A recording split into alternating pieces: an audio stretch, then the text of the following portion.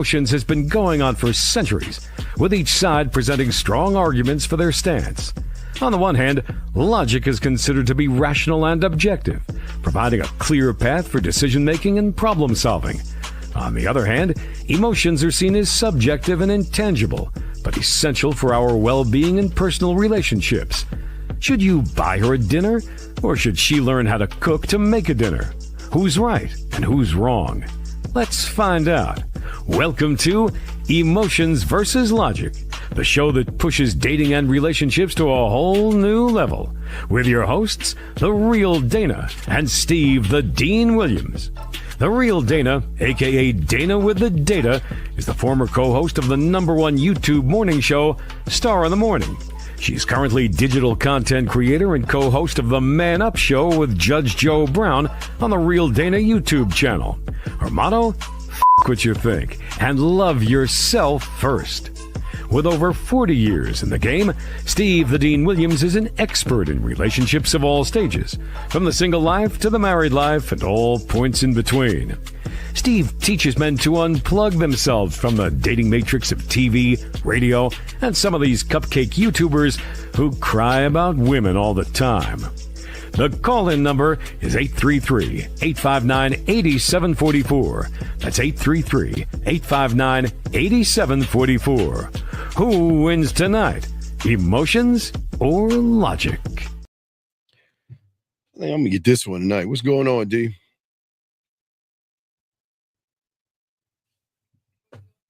Can't hear you. I'm sorry, I didn't realize I was still muted. My bad. What I was saying was people that gotta say what they're gonna do or who they are, they're really not. That's not true. What do you mean? When you just said, "Oh, I'm gonna win today," every time you say that, you lose. So maybe you shouldn't say it. Yeah, I hear you. Honey, happy Saturday. Hi, Erica, Adam, Bridget. Yes, extra money. Hi, Sylvia. Hi, guys. I'm very casual today. No red lipstick. I have on pink. Yes. It's a pink day for you? I guess. I mean, because I don't think the red would go with this. You know, it's just my little kimono roby. I think red goes with anything. True, but I just think it would have just been too much. I don't know. But guys, why don't you guys let me know in the chat? Should I keep the pink or put the red on? Oh, Lord have mercy. Gentlemen, if you have a question, please put a Q. Lines are open. We're going to be talking about... And women, if you have a question, please put a Q with your question. Women too, not just the gentlemen. Thank you. Oh, so you want to answer some women's emotional feel good? Frankie and B Daddy says doesn't matter, your choice. Oh my gosh. Anyway, so we're gonna be talking about modern society modern society attacking masculinity. You did a good. I saw your show you did with Judge Joe Brown, and I wanted to. Oh, the clip. Thank you. Yeah. Anyway, I'll give you credit where credit's due. Y'all did a good show, and I wanted to tap into that right there. So should we show the clip or should we talk about it first? Well, show the clip. All right, guys, let's go ahead and show you the clip real quick. Guys, lines are open. Hold on one second. I know, Dan, let me take this down before you say anything. Let me take that down for you. SD, get me out of here. Get me out of my face. Mm-hmm. Yeah, I know how you're going to say that stuff. So let me make sure that I have that pulled up. All right, here we go, guys. Check this out. Now, Dana, you want to play it all the way through? Or do you want to pause through there?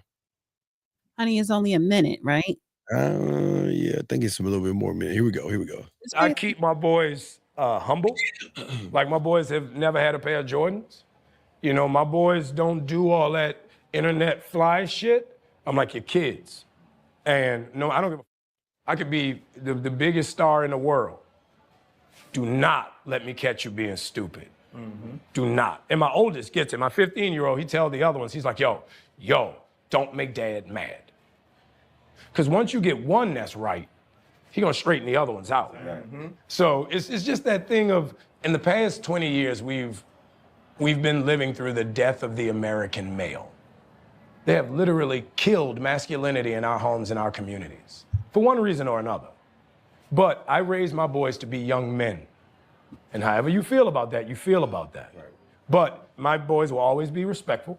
They will always say, yes, sir, yes, ma'am. No, sir, no, ma'am. They will always say thank you. They will always open the door for a lady. They will always make sure that their mother is taken care and provided for. They will always be men. And that's always, since they were 2 years old. Every time I left for a job, I tell my 15-year-old, you're the man of the house. You make sure these doors are locked every night, this alarm is on, you text me or you call me every night before you go to bed and you wake up. I love that. Because we're men. If I'm not there to protect, he got to be there to protect. Because you can have all the money in the world, climb through the window, that money means nothing. Right. You can have all the celebrity in the world, jump through the door, that celebrity means nothing. Yeah. So you got to have a little guard in there, you know? And so for me, it's always that idea of American masculinity is very different. Hold up. Limitless. So, Dave, what's your take on that, D? I really appreciate everything he said. I agree with him, you know, because when you have kids, they're going to grow up, they're going to have their own personality, their own lives. But there are certain things as a parent you just want to instill in them to have them carry it out for the rest of their lives. And I'm pretty sure you can agree to this. If you're a father and you have a son, there are certain things that you always want your son to have within him that would help him survive out in society and help him become a better person. So I think the foundation that he's laid out and continue to lay out for his sons are very important and needed. But he's absolutely right when he's talking about, you know, masculinity is basically being killed in society. And I know you don't like politics and nothing like that, but I'm just saying the last 4 years, a lot of times, depending on the type of administration, public policies kind of help shift that to try to eliminate patriarchy. So that's all I'm gonna say on the politics. I'm not gonna go in further details. That's not true, because if that was the case, they would eliminate the red pill and manosphere. If that was the case, they're not. They're pushing the agenda. They're pushing the policies are pushing the agenda to declaw and defang these boys. They're allowing. That's what I'm talking about.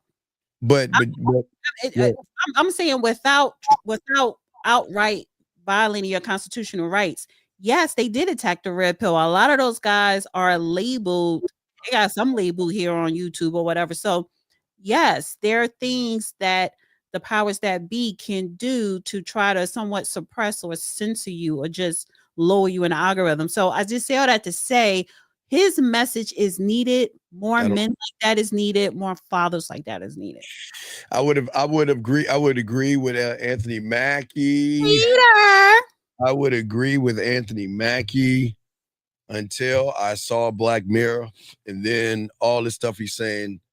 If he's saying what he's saying, he would have never taken the role that he took in Black Mirror. And once he did that, all the stuff he's saying is just fluff for fools that believe that stuff if they actually follow, not to follow his career, but I mean, again, I'm a huge Black Mirror fan. So when I saw him on there and what he did on there, that's not masculine at all. So if you're pushing this a masculine agenda, but you're doing non-masculine things with other men, even if it's a role, then what you're pushing is a wrong agenda. I don't like the agenda that he's pushing, because Black Mirror? Black Mirror. It's a sci-fi thing on Netflix. It's a sci-fi show on Netflix. So I was cool with everything he was doing until I saw him in that episode. That episode changed everything. I don't even want that episode, because if you're he fell in love with a guy and started kissing him and all this other stuff on the show and all this other stuff. So you're talking about masculinity.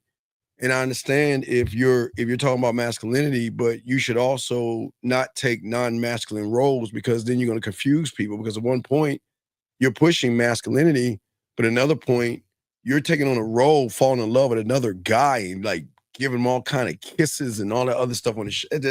That's not. I'm sorry. Did he kiss the guy in the lips? Yes, it was all lip and maybe a little tongue. I turned my head. Yeah.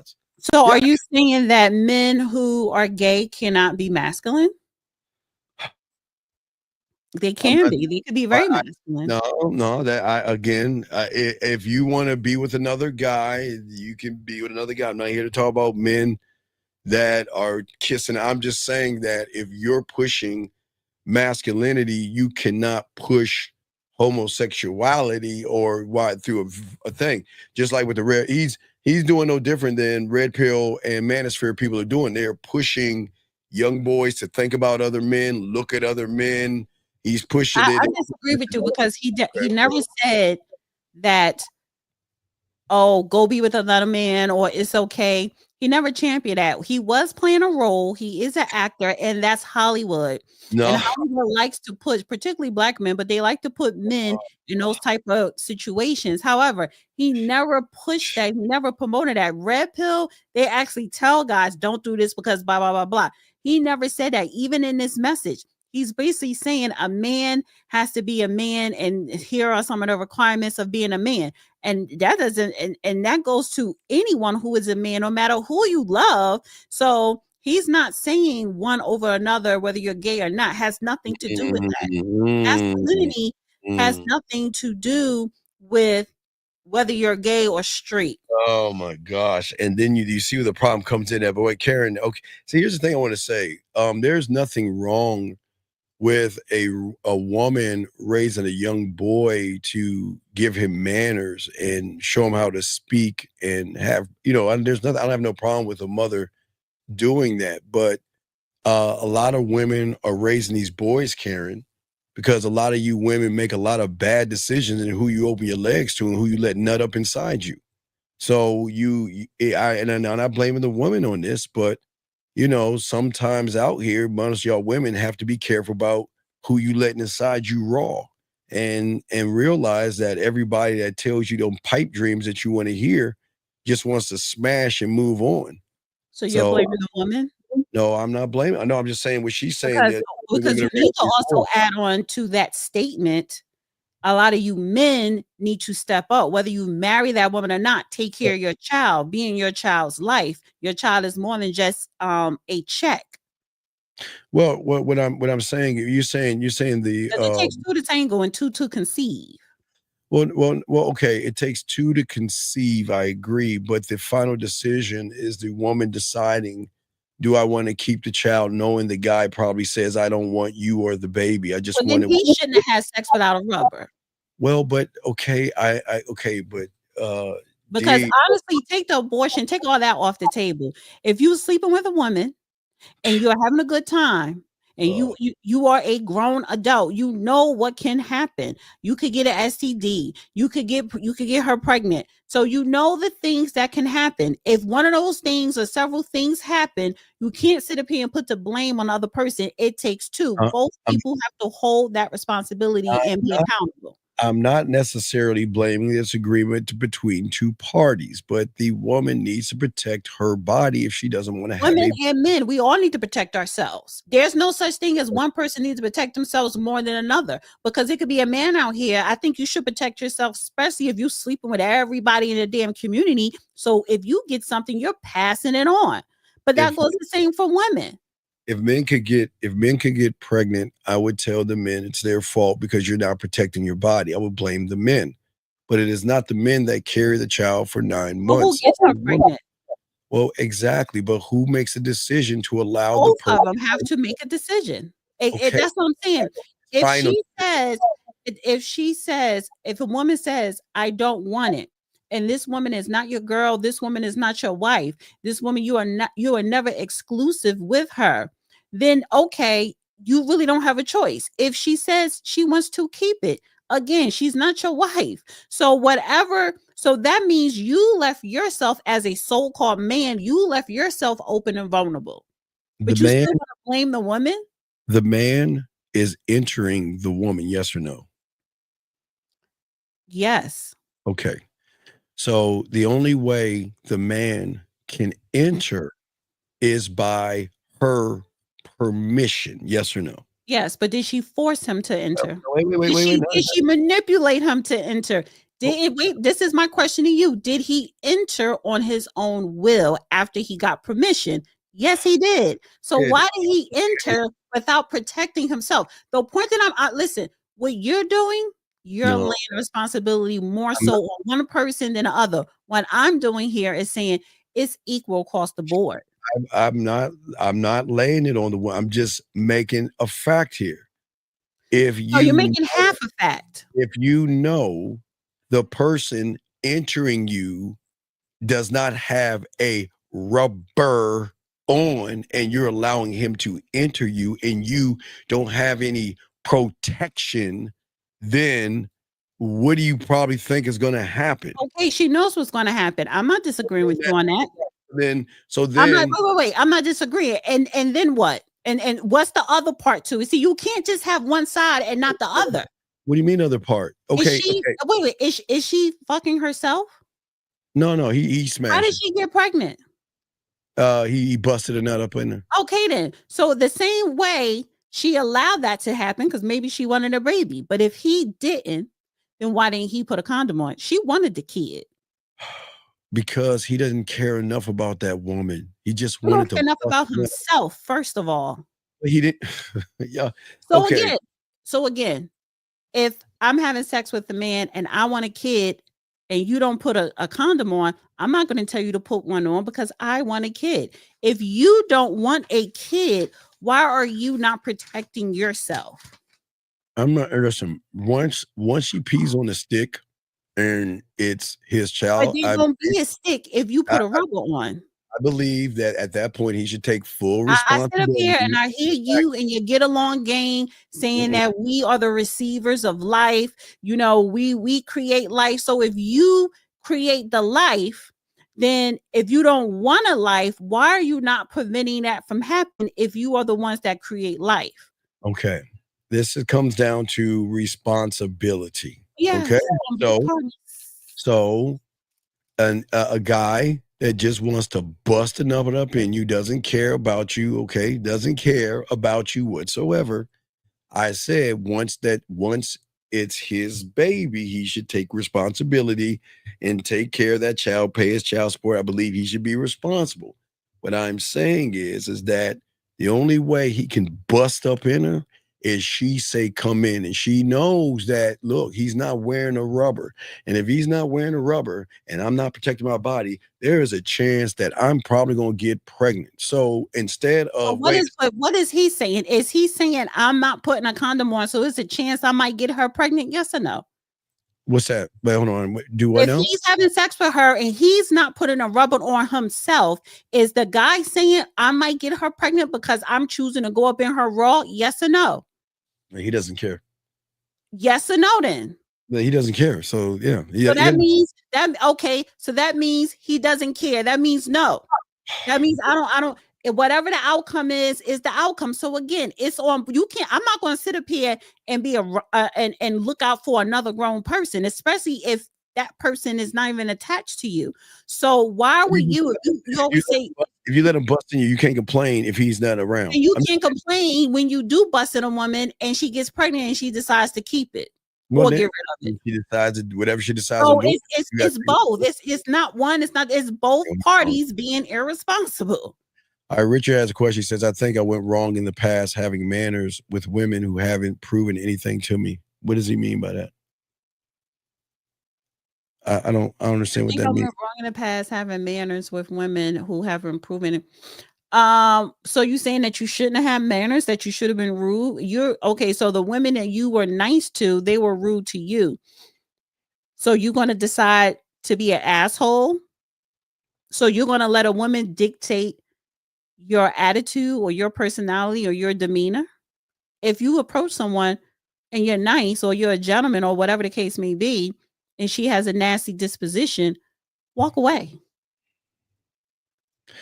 Yeah, but a lot of these guys think women are special, so he can't walk away. The problem is he's just showing that he's showing you women how special he sees you as. He sees y'all as something very special versus looking at himself as special. He doesn't like himself, so he uses the woman as validation, like most of these suckers do, where This is where you see where the attack of, and you know what the weird thing about the attack on masculinity, most people assume that it's women doing this. That's the crazy, that's the craziest thing.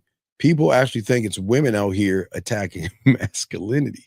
And that's the craziest thing. It's not women attacking masculinity. It's it's a lot of these false prophets and guys out here doing it. It's not women, but this guy right here, he doesn't have any manners, or I don't even understand what he's talking about. Like past having manners with women. What is that?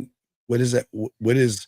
Yeah, because I guess he's saying he's overly nice and he's not getting nothing in return. I don't listen. Yeah, he's got to explain. Yeah, well, that's what I'm saying. And if someone agree with him, y'all both can answer that. That doesn't make any sense. But yeah, if y'all are not making any sense of what y'all are saying, but this is why I guess this is why a lot of these guys are so angry at women today.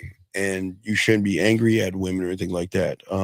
Like me says being, well, no, it's it's not about politeness.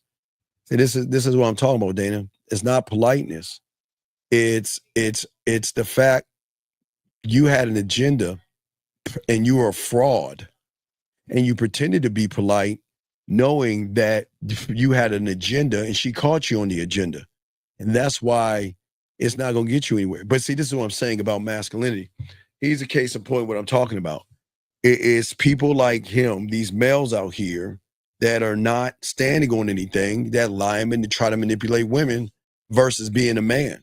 He assumes that being polite is a bad thing. There's nothing wrong with being polite, Dana. There's nothing wrong at all. But the problem is these young men out here pretend to be polite for a bigger agenda. And that's part of the attack of masculinity. People like him that are being taught by people on the internet to tell them to manipulate women, be nice and be fake polite. He's not a polite person, because if you're a polite person, you sitting around here saying being polite gets you nowhere. That's not the thing. You don't get yourself nowhere. It's not about being polite. It's just that, Richard, you're a fraud who acts like you're polite. Fake polite. Fake. Yeah, you're being fake. You're being fake. Right. You're being fake. And that's the problem. That's where the masculinity is going wrong, because a lot of these young men out here don't know how to be honest with themselves.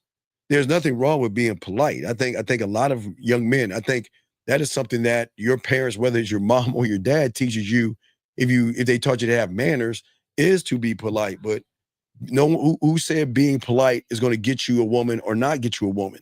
But he's being polite to get some ass.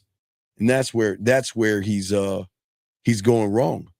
And then if every woman who you approach has a nasty disposition, then I have to look at you. Why are you walking up? Why are you picking women that have a nasty disposition? Like, you can't tell off their vibe or energy or, their mannerism before you even hold that conversation. So it's a lot of things that is not culture with your comment. But this is, okay, so this is the attack on masculinity right here. But think about this. Because if they manage the internet the right way, because they don't, people like him would never use his manners as a reason not to. See, in his mind, he thinks he has to be mean to women, rude to women, or do something the opposite. Because he's saying being polite. So what's the opposite of being polite? That means being abusive or some shit like that. You know what I mean? It's like, well, you know what? Being polite doesn't work. So what works then? The opposite of being polite, what would that be? What would that be? Putting your hands on a woman? What? Yelling and talking down to her? What would that be? But see, that's what I'm saying. Polite has nothing to do with it, because that lets me know you're not being yourself. If you are a naturally polite person, then it doesn't matter who you confront or talk to. Exactly. Just be you. See, you're not being you. Going back to what you said, yeah, that's fake polite, fake nice, just being a phony. But that's what I'm saying, the attack on masculinity, because people like Richard are not holding themselves accountable, where he's blaming the woman. He's saying that it's the woman's fault for him being nice. Well, you're a naturally rude person, but that's what we're trying to say. We fronted you for what you are, and I appreciate you being honest, but you faking like you're. Wait, you just said you're. Oh no, that's Richard. I'm looking at Joseph. That No, said, we're looking at Richard. I don't know if Joseph. Guys, you got a question? Put a Q. The lines are open. But that's one that sent in about the girl. Okay, so you're saying you're naturally rude. Well, maybe she picked that up. Maybe she picked up that you were being phony nice. Yeah, that's what I'm saying. That's my whole. But see, but the attack on masculinity is right now is the attack on women, because everything that goes wrong in Richard's life and a lot of these guys is what the woman's fault. You know, I can't get a woman because I'm too polite. Oh, I shouldn't be polite. It's her fault why she doesn't like me. But she recognized you were a fraud. And then you want to blame her for you being lying. See, masculinity isn't lying to women. Masculinity isn't playing a role, Dana, to try to be what a woman thinks you want to be. See, that's what I'm saying. So the attack is on the accountability of a lot of these young men who don't want to take accountability, knowing that there's nothing really wrong with a woman. It's just how she treats you, you think is wrong. But is she wrong for treating you the way she treats you? So that's a good question. Yeah. So guys, you got a question? Y'all got, but yeah, that's what I'm saying. And I would like for guys to answer that question. And you know what? People are not going to be honest. Is she wrong? Right. Yeah. Is she wrong? Is she wrong? Is a woman wrong for treating you bad, playing games with you, beating around the bush? Is she wrong? Or is the writing on the wall her telling you what you are in her eyes and you choose not to look at it, Dana? Come on, man. It's keeping it a buck. Because usually women don't do all those things unless she's in the game to get something, or she just sees you for what you really are. So Right. And Harry, we asked you kindly, I'll time y'all, Harry, please, no religion talking here, please. What did he say? I just timed him out. I don't want any religious talk. Please take that to a church or something like that. Yeah, this is not about God, Yahweh, Buddha, elephants, flowers, donkeys, or whoever you pray to. This is not about those things. So please keep that out of the conversation. You can say what you want, but please keep that out of the conversation. But what I was saying, getting back to you guys, I got a question. Please put a queue. Lines are open. But what I'm saying is, regardless of what he's saying, y'all guys got a question, go ahead and ask. But I'm just saying that I get what you're saying. I get it, Data. I've always said, if you get somebody pregnant, and again, if you want to bust up in her, you want to own that responsibility of taking care of the child. I believe that every man should take care of his child. I believe they should. If you create it, you should do that. Wait a second. He said no one should play games, but if they're holding up a mirror, maybe consider that. No. Most guys play games because that's all the internet teaches them. That's what I'm saying. Most of y'all, I mean, there's a show on Netflix that just came out about a young kid that actually, took the life of a little girl, and the cops brought him in. It's like a London show. Oh. And his son talks to the dad for the first time and explains to him, "Daughter, do you know what the manosphere is?" I could play the audio of it. I can't play the video of it, but I could play the audio without. What's the name of it? What's the name of the show? It's called starts with an A. It should be it's one of the top shows if you pull it up. Okay. But I'm gonna play. I'll play the audio, but not the video. But I want you to hear what the young man said to the father. Here we go. Oh, here we go. Listen. Red Bull is like, I see the truth. It's a call to action by the manosphere. Manosphere. Which is where the 100 comes in. The 80 to 20 rule. Listen, my brain can't take all this. I don't know what you're talking about. Just break it down. 80% of women are attracted to 20% of men. Woman, you must trick them because you'll never get them in a normal way. 80% of women. All right, stop right there. You hear what he said on the show? The manosphere, 80% 20 rule. And he said you must trick them. You see what I'm saying? So into liking them? Yeah. So then it goes to is it really the woman or is it the male teaching these boys to be more feminine? They don't realize that's right. what I'm saying. The trick of the whole thing is to think that the women are the problem by saying there's an 80-20 rule. There's no such thing as an I 80-20 do believe in an 80-20 I don't rule believe I in do a not. relationship as far as you pay 80% of the bills and all the I'm not, expenses. no. He's talking about 80%. He's saying that 20% of the men get 80% of the women. That's what he's saying, that they were taught that. They were taught. I think that is some fact to that. That I wouldn't say completely, but that's a good theory. I don't think I think that's a terrible theory to tell young men because look, let me talk. 80% of the guys that call up in here, they have issues with women or they can't get women. So all the guys that call up in the show, 80% of them are having a problem. Even when they call into your after show and they're trying to, talk to the lady on how to build, how to text better, how to talk. 80% of a minimum of 80%. So that is factual to a certain degree. If you want to test that theory, you may come back saying, yeah, it's true. Well, this is why. Wait, we got a call. Erico 210. What's your name? What's your question, sir? 210 going once. Hey, it's Richard. He's not. That's not Richard. Let me hang up. That's not him. Anyway, so you just laughed that off, Steve.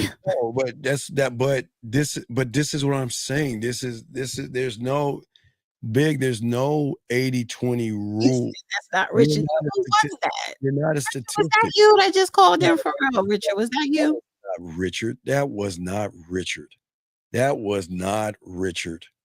That was someone pretending to be Richard. That wasn't that man right there. That guy's calling in is just a whatchamacallit. But what I'm saying is that that's the problem. These young boys have a statistic. Shout out the names that you heard me say melanin.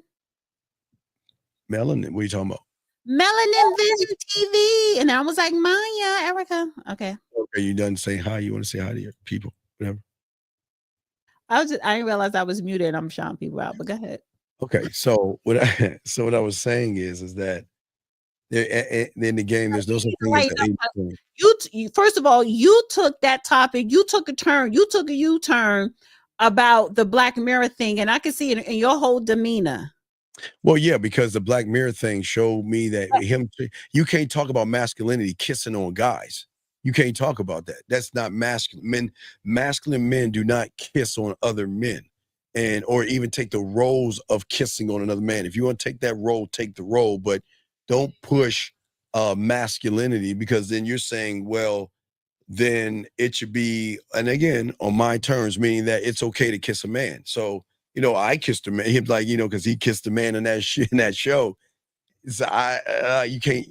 As a man, we don't do that. We don't kiss other men like that. So you saying men who kiss men or men who love a man is not complete masculine? That's not a masculine thing. So, well, let me just say this, and then we can move on. We just have a difference of opinion there. That's all I'm saying.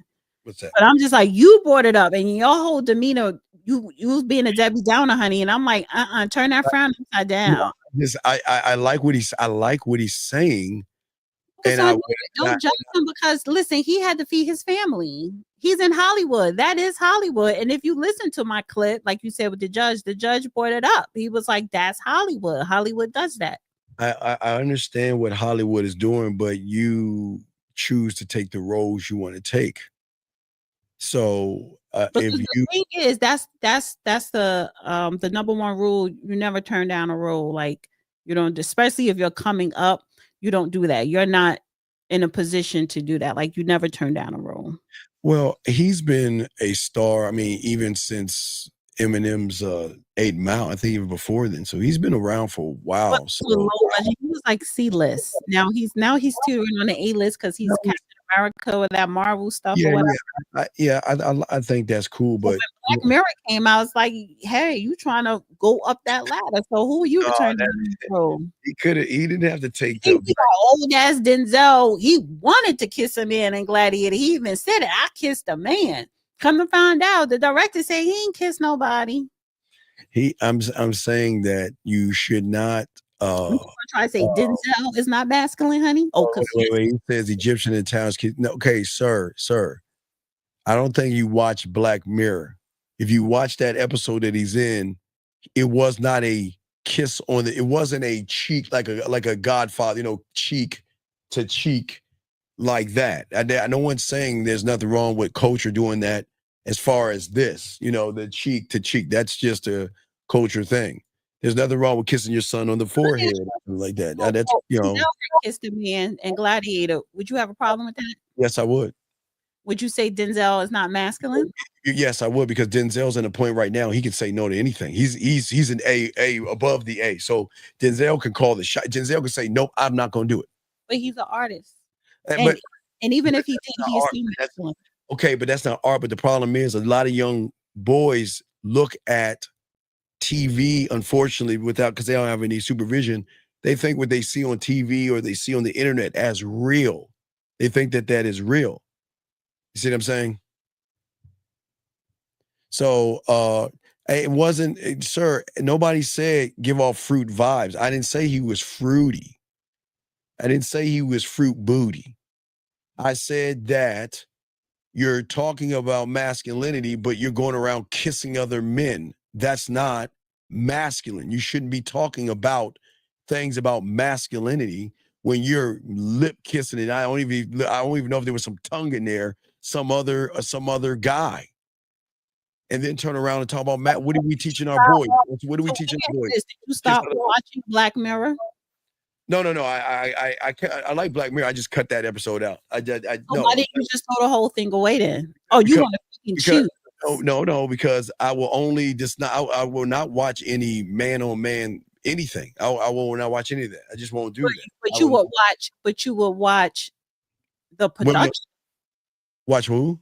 You will watch the production. You will watch the series. You will watch the movies. But I will watch. I don't. It's different. It's different episodes. It's different episodes. Okay, so if you watch the movies and you didn't know it was a certain scene, you'll just turn your head and finish watching the rest of the movie.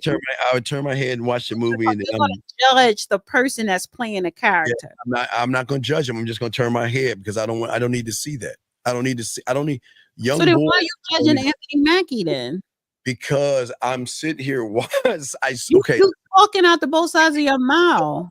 Any actor I see doing that, I'm not really going to watch or support them after that point. I'll kind of like watch a little bit. You don't. That's why are you judging them as the person? That's just a character they were playing. Okay, but the character that he was playing put his lip on another man. So why did that you enjoy Purple Rain? He wore heels. He wore that. Okay, wait. He wore heels. I agree with that. But if you learn the history of heels, men created that for men in the beginning. Clothing at the time. Back in the day, men were the ones that used to wear those. But the world, if you do history on that, it wasn't women actually wearing them first. It was men doing it. But that's just a history lesson. But that's not to say you should wear heels or not. I'm sorry? When heels were created, what were women wearing? It wasn't women that wear the heels. It was an aristocrat. No, it was the men, and you don't know the history. Trust me, you're totally wrong about the history of heels, honey. First of all, I'm a woman and I love my heels, so I know why it was invented. It was actually invented in France because they had so much shit in the palace and on the grounds outside the palace because they couldn't come up with a sanitary thing or where they're going to put the poop. They created shoes with heels so that your feet is not touching the ground to touch the shit. You're saying, but you're giving him your money for kissing that man. I don't know. Black Mirror was on Netflix. I'm not giving him my money. I'm just watching a show. I'm not giving him my money. I'm just watching a show on TV. That's all it was. But what I'm saying is that person should not go around telling people about masculinity when he's going around kissing other men. That's all I'm saying. If you're not kissing other men, okay, okay, let's get off the kissing men. Okay. And I don't know why you brought up Black Mirror because it has nothing to do with what he said in the video. And if you don't discredit him because of that, then you should have never even, played the video or, we shouldn't even be talking about it. Because I think there's some people out there who should say or teach these young boys that men don't do things like that. Now, I like videos. That's way more important in this conversation. All right, let's move to that. Guys, got a question? All right, let's move to the next video. Where you got the next one up? You ready to pull up the... I sent it to you so you could download it, remember? Wait, that was the video I just played. I emailed you 2 videos today. Oh, let me go. But you only downloaded the Anthony Mackie, so I could pull up the video. Well, I will. Let me see here, Dana. You're not doing your job. Dana. You No, know what? You know what, Steve? Yeah, it is a woman's responsibility to do everything because y'all can't do it. You do it half-ass. Wait, the show topics. Let me see what this one is. Okay, I got him right here. Let me download. I'll download. Hold on a second. So if I got to sit up here and think of everything and do everything, fine. Really? Guys got to put a cue. Just play it on your end. I'll just open it up. You can play it. It's no big deal. Go ahead and pull it up. We can watch it on yours. Gentlemen, if y'all got a question, put a cue. Lines are open if y'all want to discuss. What do y'all think is attacking masculinity? What do y'all think? If y'all guys let us know what you think. What do you think is attacking masculinity? But let's get to Dana and her thing, okay? I'll talk to Steve any way I want. You can shut the hell up. Let's see here. She ain't talking to me any old kind of way. She's doing women. Oh, your man fan club saying don't talk to Steve like that. Kiss my ass. No man fan club. Oh, I guess that's your fan. Kiss my abs. Saying, don't talk to Steve like that. He's defending you. No, he's not. That's why I say I could talk to him any way I want. No, he's not talking. Here we go. Let me bring this joint in. Here we go. All right, there you go, D. Let me take this off. Got a question right here. All right. You want me to play it? Yeah. Go ahead. Yeah, you got it. Your standards are just too high. I'm a 30-year-old single Black female prioritizing gut health and protein intake. I can squat 250. I've written 2 books and speak 3 different languages. In the last 6 months alone, I've created 4 different applications and 2 different programs across the iOS platform. Not to mention, I started diversifying my financial portfolio at 23. They don't care. They don't care. The only love language a man cares about is his love language and whether you are fluent in it or not. The only program he cares about is whatever program is making your ass tight, fit, and plump. Girl, the only time they care about you squatting is if you're squatting in the bedroom. Don't pretend like you don't know what I mean. The only books my man cares if I read are parenting books to make sure I'm not effing up his children. They don't care about your financial portfolio, honey. They care about your Instagram portfolio and how many pictures make you look like a hoe. Listen, I think you're a boss, babe. For real, I want to be you. But as cool as that is to me and other females, that's not what's going to find you, man. Not one that's going to want to keep you, at least. Because unfortunately, I know too many 40-year-old women that are childless, single, and also speak 3 languages and have written books who have no man. But you'd make a great escort. I'm thinking political events. I'm thinking the Capitol or a spy. So, you like what she's saying, D? I'm sure you do. I thought it was cute, but I would say one thing. Let me just give one advice to all you stay-at-home moms or women that are married. Don't look like that when your husband come home. Spruce yourself up, because the messy hair and the apron, they don't want to look at that. Even though you are cooking and cleaning and raising the kids, they still want to come home to you looking sexy and put together, because they'll get turned off, honey, and go eat at another woman's house. Yeah, well, what did she? But men don't care. Not too much. They probably maybe 20% or 5% of your education, all that. Men typically, no, they don't care about all that books and PhDs and degrees. They don't care about none of that. No, because they're just saying that you're not special. They don't care. Well, whether you think I'm special or not, I don't want you to care, because you know what you need to focus on is your money, how much you're making, so that you can make sure that you can take care of all this. No, but women assume that they're special. And what that woman saying in that video, she thinks that all that stuff she's doing is making her valuable or something, because she can do all these things, or she has all these things. That doesn't matter to a man. Men don't care about all that stuff. I mean, y'all want men to care about that, but they don't care about that. The majority of these guys don't care about y'all at all. I care about you. Care about if she cooks and cleans, if she listens, if she respects you, right? Yeah. But all this, I've got read 3 books. So what? What does 3 books mean? She wrote 3 books. Wrote. Not saying I read. Wrote 3 books. Well, at least she could be able to read to your children and teach your children how to read. So what? But educate Men- the children that you have with her, which is very important because you don't want a dummy. well, no, you don't. I'm just saying that. A lot of women, not all, okay, as I'm not going to generalize, but a lot of women assume that all that stuff that they think that they're accumulating, men don't care about that stuff. They Lady just, said they the just oily girl is a pick me, so she values having a man above all. wait. The oily girl is a what? What is a pick me? What is a pick I me? always pick Misha, pick Misha. So she's saying the girl who that was the girl who was the mother and the wife. She's saying that she was a pick me and she Why? values having a man above all. Well, she should. A man is above all, and she should worship the man as such. And I No, don't understand this. There's no red pill no, stuff. you don't worship anybody but God. Anyway, as I said So before, you should definitely respect him. Yes, you should. You can look up to your man, but I'm not worshiping no damn body. Worship you for what? You're not God. You're not even Jesus Christ. I'm not saying every man, D. I'm I saying don't that care. I don't care any man. I don't care who you are. I don't care. I'm not worshiping no one. You should be thankful that you have a man in your life because there's not too many men out there. You should be thankful that you have a good woman in your life. Yes, going back to that, you love 50-50, honey. It works both ways. What do you mean it works? But how does it work both ways? You saying she should be thankful. You talking about wait? Have a good woman. What is that? Are you serious? What do you mean they should worship each other?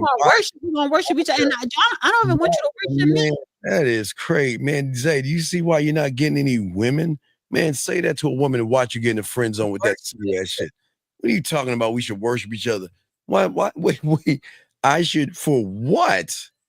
For what? Why should I worship you? Because if you don't, you'll get removed. Well, you don't have to really work.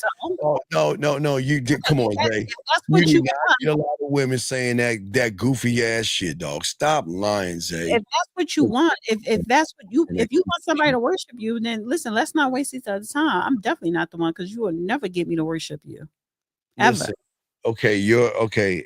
I'm not saying be on your knees and pray to the I don't care what the word, even the word. Worship. When a woman is people around, get up uneasy with submit. That no, that's because they don't know the true definition. But worship, that's not even in the equation. Gentlemen, a woman's around a real one. She's gonna be quiet. She's gonna be happy. She's gonna do everything she can to keep that guy. She can't speak. I'm sorry. You said she's gonna be quiet. That means she can't speak. Oh no, she can speak all she wants, but her words are not gonna carry any weight. Carry any weight of what to do? Tell me one thing she speaks of, and I'll tell you if it carries. You say you mean speaking like holding a conversation, or speaking to give her opinion? Okay, speaking as in what she wants or what she's looking for in a guy and all that BS. It's not no weight. No, I'm sorry. Say that again. I said a woman sitting around telling a guy what she wants and all that BS. That's not carrying any weight. Telling a guy what she wants. Yeah, telling a guy she wants this or sitting around giving her opinion or something. That's not going to carry any weight. Well, if we're having a conversation and you ask my opinion, I'm going to give it. And then sometimes I'm just going to give my opinion. I'm not going to tell you what to do or what you should do, but I may suggest my opinion. You may take it or you may not take it. But I'm not going to sit up here and just be quiet and talk when you want me to talk. I'm not saying be quiet and being docile and not. I'm saying that that you should be very lucky you're with a man because it's very rare you're with one. So we have a call. We have a call in the question. Let's get the call first and get the question. Area code 587. What's your name? What's your question, sir or ma'am? Hey, bro. I just had a question. Sir, what is your name? Sir, stop. Sir, turn on the background, get off your speaker, and what is your name? And then what is your question? All right, my name is J-Mo. Okay. I got a question on what's your question? So it's me and my girl, we fucking we both went financial, like we both went broke. Okay. Right? All right, sir. This ain't the right. I think you're drunk. I don't think you're in the right place. This not bro, what? Okay. Ooh, okay. Sir, can you? Okay. See, I don't. In about 4 minutes. I'm shutting it down on the Real Dana. And guys, go over to the Dusty Chronicles. But before you go over to the Dusty Chronicles, check the premiere that is dropping at 9 p.m. This is for the Real Dana channel. He said, should I leave a woman alone once I notice I'm hurting her, even though I know she's going to accept that we won't be together? Why are you hurting her, you idiot? Yes, you should leave her alone. This is why masculinity. Yeah, that's some bitch shit. This is exactly what I'm talking about. These young boys think it's okay to hurt women and put your hands on them, and that's because that's what they taught from the red pill and manosphere. Same thing right here. So and if your woman is listening, I hope she leaves your punk ass. And I hope she has an older brother to fuck you up. You deserve to get beat. You deserve to get some work done, because this is very feminine. But see, this is again, real men don't even talk like this. This is the people out here believing that 80-20 and all that other stuff.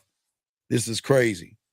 Shame. This is crazy. Putting your hands on a woman and hurting her and all this. All right, get your question right there. Your question. Go ahead, Dan. You got it. What body part do you find the most attractive? The wallet.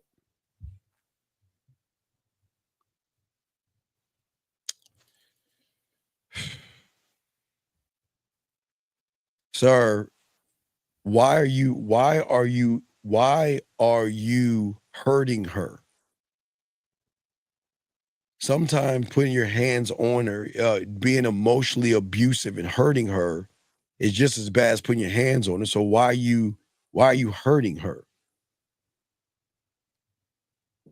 Sick, man. You're a sick person. Maranatha, that is a body part. That is a body part. To you, they never leave home without it.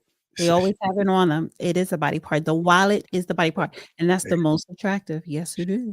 Guys, got a question? Please put a Q or call in. It's a body part so much that's why 80% of men develop sciatica, because their wallet stays attached to their ass. Yeah. All right, let's get to the other one. Guys, got a question? Put a Q. We got y'all. Lines are open. All right, Danny, you ready to get to the next one? Yeah. Let's see what you got. Oh, give me a sec. I had to shut down the thing. And wait a second. Where's the other one at? Okay, here we go. Oh, this is a good one.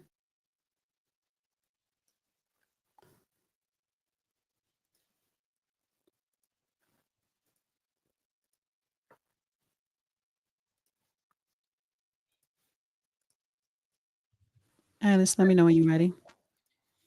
Okay.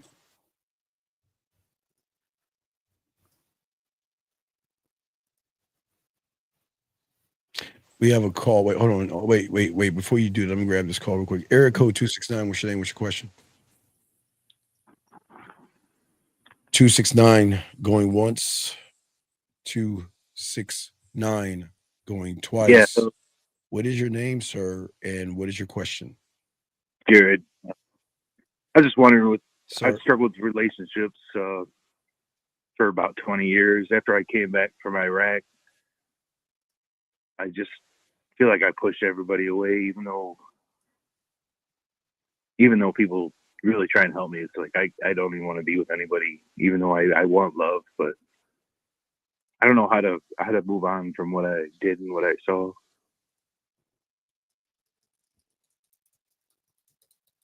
Dana, do you want to say something to him? You go first. Oh, it's easier. Caller, how old are you? I'm 39. So it sounds like you got something, some kind of PSTD or PS, whatever that other thing is called. PTSD. And PTSD, I guess, yeah. So well, he's military. Military men, military men, they're actually the easiest men to marry. So ladies, if you want to get married, find you a military man. But and they do better if they are married, because it's part of having structure, you know. And so I get it. Now that you said that you are a veteran or you are active, you know, military person, thank you for your service. So, and what is your issue? there's just a whole lot of horrible things that went on, and it's like I don't trust myself anymore. I don't let people come into me anymore. But you want a family, you want a wife, you want love. Yeah, I'm divorced. I have 3 sons. Okay. And military men also, you do have a high divorce rate. So why don't you go in your situation, because you've been in combat? Yes, you probably do have PTSD. I'm not a therapist, but I think you should go and see a therapist. That's number one. You're never going to have any stable relationship, not even a stable relationship with yourself, until you get whatever's going on squared away. Yeah. Okay. Yeah. It just doesn't seem like year by year, it just doesn't change. Because you're not doing anything to make it change. You're not even going to you're not even talking to a therapist. No, stop acting like a victim here, dog. Yeah. Wait. Now, I can't. I'm being quiet. I can't stand you victims. Stop acting like a victim, dog. It can change when you decide to make the change, dog. Stop all this poor me bullshit, dog. Come on, stop that, man. Come on. No, man. Nothing. Come on, man. Look, you want tough love, or you want me to collar you, man? I can't stand people that sit around and act like you're a victim. Stop acting like a goddamn victim. Get off your ass and focus. I mean, come on, man. Why are you acting like you're the victim here? You should not be looking. You should not find love. You should not be within a relationship, because you have not even established one with yourself yet. So it's a good thing that you're not with a woman right now, because you're not stable enough to be in a relationship until you get your stuff in order. So stop looking for love. Work on yourself. Learn how to love yourself and get in a relationship with yourself, sir. I think you're a little bit wrong. What do you mean wrong? Wait. What am I saying that I was wrong here? You said that you're looking for love. You're saying that you say you're doing this, and Dana said, well, that you said that. What did he say, Dana? When you checked him, you said that he chooses not. Are you in therapy right now, sir? No, not right now. This is my whole point. My God. See, this So he's saying he keeps having these same issues, but you're choosing to have these issues because you're not doing anything about it. And for you, you need to learn how to be in a healthy relationship within yourself, which means you need therapy. You need therapy of your background of being in the military. Hey, appreciate your advice. Big dog, you're 30 years old, buddy. Come on, you're too old. If you're going through what you're going through, it's all cool. But we're not victims, sir. We're not victims here. Please listen. I'm saying, sir, listen. If you just listen, get out of your feminine feelings, because it's a man show over here. I'm saying to you that you are not doing what you need to do to get a relationship with yourself. You need therapy. You need to go to therapy and establish a relationship with yourself. Don't look for love because you're not prepared or man enough to be in a relationship with the way you're feeling. I'm going to ask you, dude. I really don't. I mean, I've been in therapy. I feel like I'm healthy. I have my own life. I have my own home. I take care of myself. It's just that the shit I saw in Ramadi. Okay, caller, I get it. We hear what you saw. So that means you still got to continue your therapy, because you're not over it. You're not over what you saw. So if you're not over what you saw, sir, you need to continue your therapy until you get over what you saw. He doesn't know how to separate the two. Oh my! It's not what I saw as much as what I did, sir. We don't want to hear what you saw, what you did. That's not what we're saying. We're saying that you need to go back to therapy and get over whatever it is you need to get over with, so you can move on with your life and stop being a victim here. No, I'm not a victim. Oh sir. My God! You said okay. So then, why are you giving us a sob story then? What sob story have I given? I told you I have a deep life. I push people away. Yes. Well, then stay away. Okay, if you push people away, meaning that you should not be in a relationship, buddy. If you push people away, then leave people alone. I'm glad I called for your advice. I'm sorry. Wait, do you want me to cry for you now? What do you want me to do? Do you want me to cry and say it's okay to push people away? It's okay. It's okay to look for love. Wait a second. Wait, caller. Wait a second. Why is it that you humans calling this show, we all dealing with men, and you think that we're going to sit here and let you be a victim on this show? I'm telling you to get therapy. I'm telling you, you say you're pushing women away, then leave them alone because you don't know how to have a relationship. You're not relationship material. Wait a second, what? I have not been in a relationship for like 6 years. Good. And how long? When's the last time you went to therapy? How many years ago? Probably about the same. Oh my, Dana. See, I'm on the Dana. Please take the wheel. I guess I'm the wrong. I guess I'm the wrong one because you've been 6 years and you're 6 years without therapy and you've been pushing people away for 6 years. So let's just do the math, young man. Do the math in your head.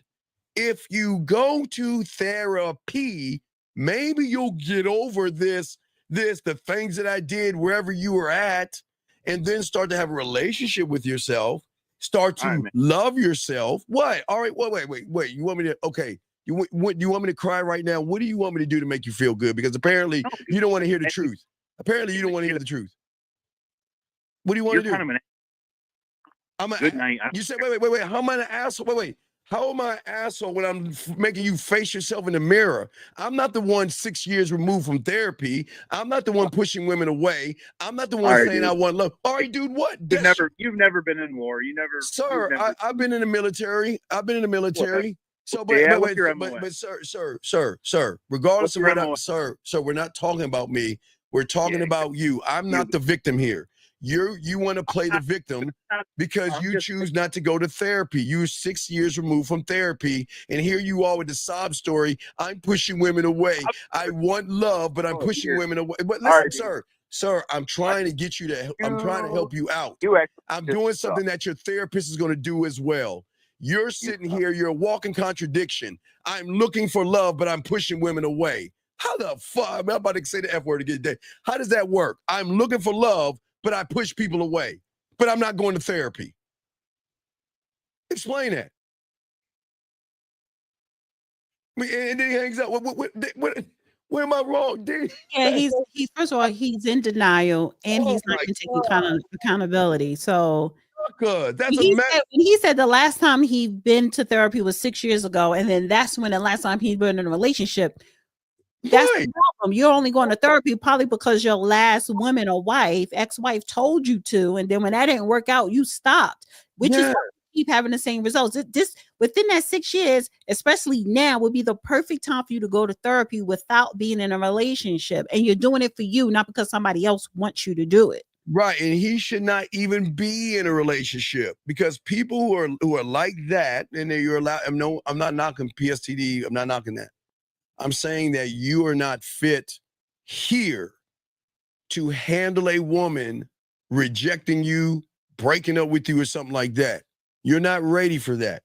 And all I'm saying that you're 6 years removed, but you called in to get an answer, and I'm giving you an answer, but you got your panties in a wad because I'm turning the mirror on to you like a real man would do and say, how can you look for love, Dana?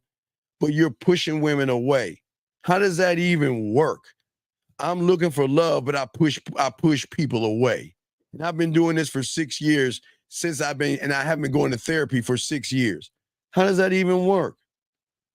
But again, Dana, see a lot of these guys think that you can't come on a man's show and act like a victim. I'm gonna put the mirror to you. I'm not knocking you for what has happened to you, but what's happened to you is the cause why you cannot have a relationship.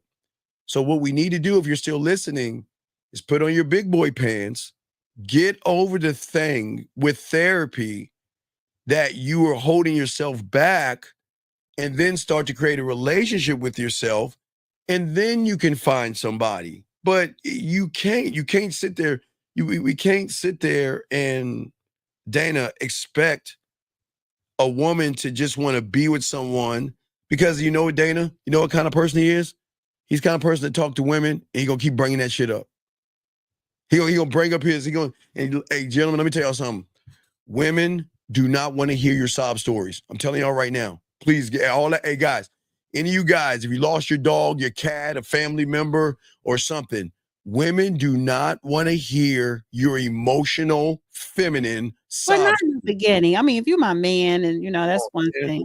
But people don't want it. People don't want to. No, if we're in a relationship and we're close, like even if we're really close like that, that's different. But if we're just getting to know each other in the beginning, no, women don't. But you can tell, Dan, he's the kind of person to bring up. Like He'd be a Debbie Downer because it's a lot of things. It's a lot of things that he has going on probably internally. He needs to shuffle through it. Not so much fix it, but he needs to eternalize it.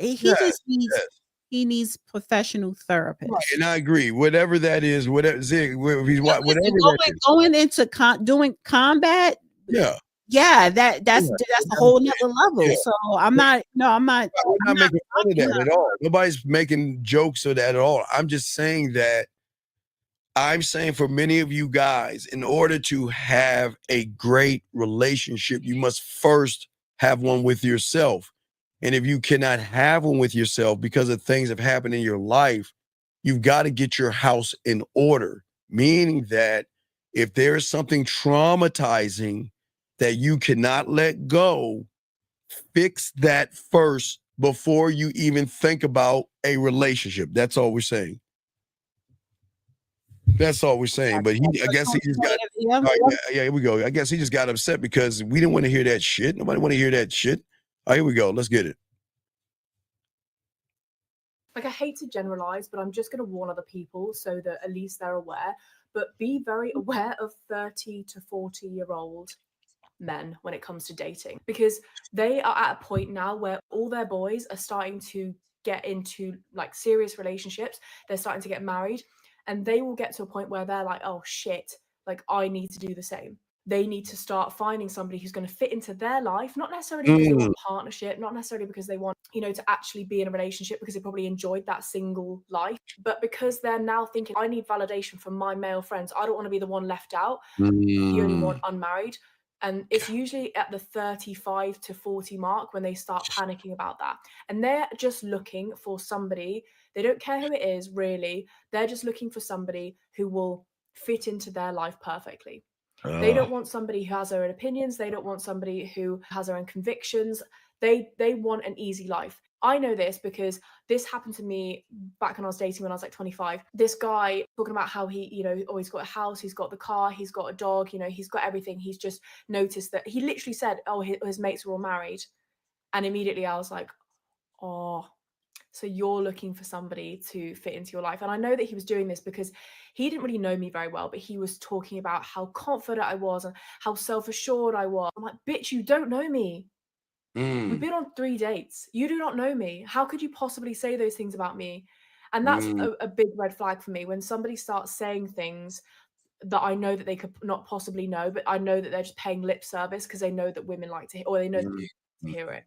They know that it's like, oh, somebody thinks that about me. It's almost like a test from them to see whether you'll take the bait, because they don't actually know that about you. They're just saying it because they know that it will, or they think that it will work. Instead of actually healing, instead of actually being a good person, instead of actually attracting somebody that they actually love and that they want to build a partnership with, they're looking for somebody who will not challenge them and who will be like amenable to them. It's always that age group. I don't know what it is. They have a fucking panic and they're like, shit, I need a partner. I need a wife. This bitch will do. Be wise. Oh my God. These men are not slick. Like, I hate. Ooh.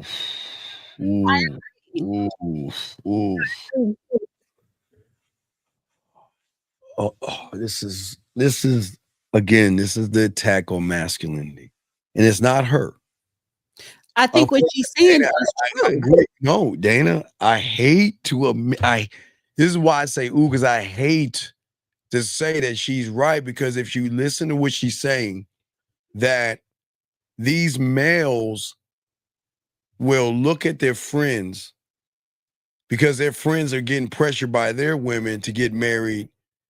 They feel, and sometimes I had clients that say, like, my friends are pressuring me to get married because their woman tells me I should get married. You see, and that's what I'm saying, the war on masculinity. The problem is a man should not define himself by his friends or what his friends are doing. And what's going on, a lot of these young boys will follow that lead. Like if like around there, like she's saying around that age, the friends are getting married and all this other stuff, then he's gonna feel like, well, you know what? I need to hurry up and do it because they're doing it. And that's bad. Or I don't want to grow old alone, and That's bad. Yeah, as a man, you should never And want then, to like you said at the end, this bitch should do, as long as she grab somebody. Yeah, that's bad. We have a call. All right, we have a call. Area code 205. What's your name, sir? And what's your question? This is Makai Snowson. I was calling to ask the question about should I leave the woman if I know that I'm hurting her. How are you quote unquote hurting this woman? Because I've been dealing with this woman for a while. Okay, sir. Wait, let's stop right here. How old are you? Because apparently you can't understand the question. 24. Okay, so I'm gonna slow it down for you. Tell us, how are you hurting this woman? I don't want to need the story yet. I'm asking you, how are you hurting this woman? At this point, I don't know. What do you mean you don't know? Then come on, dog. You're 20. Because I speak to her, she tells me that I'm hurting. And how old is she? How old is I she? can see that it's hurting. How old is she? She's gonna get over it. How old is she? How old is she? I'm 24. You said how old is she? Yes. She's 27. How long you been in a relationship with this woman for? We're not in a relationship. So then why are you calling me about some effing woman that you're not even in a relationship about? Why don't you leave that chick alone? That's all I was trying to see. Wait a second. Wait. No. No. I'm asking you, why are you calling us about a woman that's not even your girl? Why are you entertaining someone with all them damn emotions? You're the problem. And you don't even realize it. You're the problem. You're right. So I'm asking you, why are you so weak and foolish? Why are you entertaining a woman for? Why am I entertaining a woman for? Yeah, why is she reaching out to you and she ain't even your girl? What are you, her tampon? Someone to cry? What do you to her? Her little cry when I need a shoulder to cry on? Who are you to her? My man, she cared deeply about. Wait. You care deeply about her? You care deeply about her? Wait a second. I'm a man that she cares about. Wait. No, I don't care. I do care about it. Yeah. Why do you care? Wait, have you got that? Did you smash already? I have. So wait. You smash. So why is she around? Because wait. So she's your friend? So this woman is your friend now? Yeah. I wouldn't say she's my friend. Of course she is, because you care so deeply about her. So when y'all go Tampax shopping, what do you get? Do you get to hold it or get to pick the tampons? Because you're acting like because you're acting like a female right now. Are you telling me that you're entertaining a woman that's calling you up, telling you you're hurting her? What are you actually saying? She's not saying that. Well, what do you? How do you know you're not telling me? I can see it. Oh my God! Wait, dog. Wait a second. What is it? Is there a red glow to her that shows? What color is the hurting glow? How do you tell you're hurting? Are you saying that you can't tell when a woman is feeling some type of way about something? About what? You ask her. Why? What was the reason she gave you? Wait. If she said she's hurting, what was the reason? What were you doing to hurt her? What was her reason for her feeling that way? Because she wants something more, and she's understanding. She wants a relationship. You don't. You just want to have sex with her and keep it light. You know what he's doing, Dana? And I can't stand people like you. See, people like you are playing with your food. You know you don't want her. You know she wants you, and you just love the fact that you got your grubby little hands around her little neck, pulling the noose on her. You're the problem. If you were a man, you cut her off and let her go. Let her find somebody else. But you know what? You love the fact that someone's running behind your weak ass, asking and begging for friendships and relationships so you could have so you get your foot on her neck, so you keep telling her no. Does that make you feel manly to keep telling her no, to keep hurting her feelings over and over again? Does that make you feel Not like at all. No, of course it does. Because why wouldn't you just drop her and cut her out of your life? This is one that I can see myself in a relationship Oh with. my I'm just not God, ready I at the can't moment. believe this. I can see. Do you see what I'm talking about? Why these guys are not masculine men? You're okay, dog. Listen to me. You're the good guy in all this, not the villain in this one, D. You're the good. You ought to be ashamed of yourself. You know she wants a relationship with you. And you know every time she says I want a relationship, you keep turning her down, knowing it's hurting her. So why don't you do a man thing and get her out your life all completely and leave her alone? Leave her alone. Why can't you do that? I can. No, you can't, because it had already been done. Because apparently, let me guess, every time she calls you, you keep hurting her every time? No. Why are you entertaining her? Because I care about her. Oh and that's my really God! why What is that's all why this? that's why I'm ready to leave her alone, dog, because I do care about it and I'm noticing this. What is all this And care I'll about? rather be be happy with somebody else. What is all this fruit booty care about her bull? If you care, okay, listen to me. If you really cared about her, you wouldn't be entertainer. You cut her off and out of your life. But you don't care about her. You're just using her. Dana, see, these are the worst scums on the planet, because these guys can't get women and they love dragging women through the mud, knowing that you know damn well you shouldn't be around that woman, Dana. He knows that. And people like him are the scum of the earth. Shame on you, caller. You ought to be ashamed of yourself.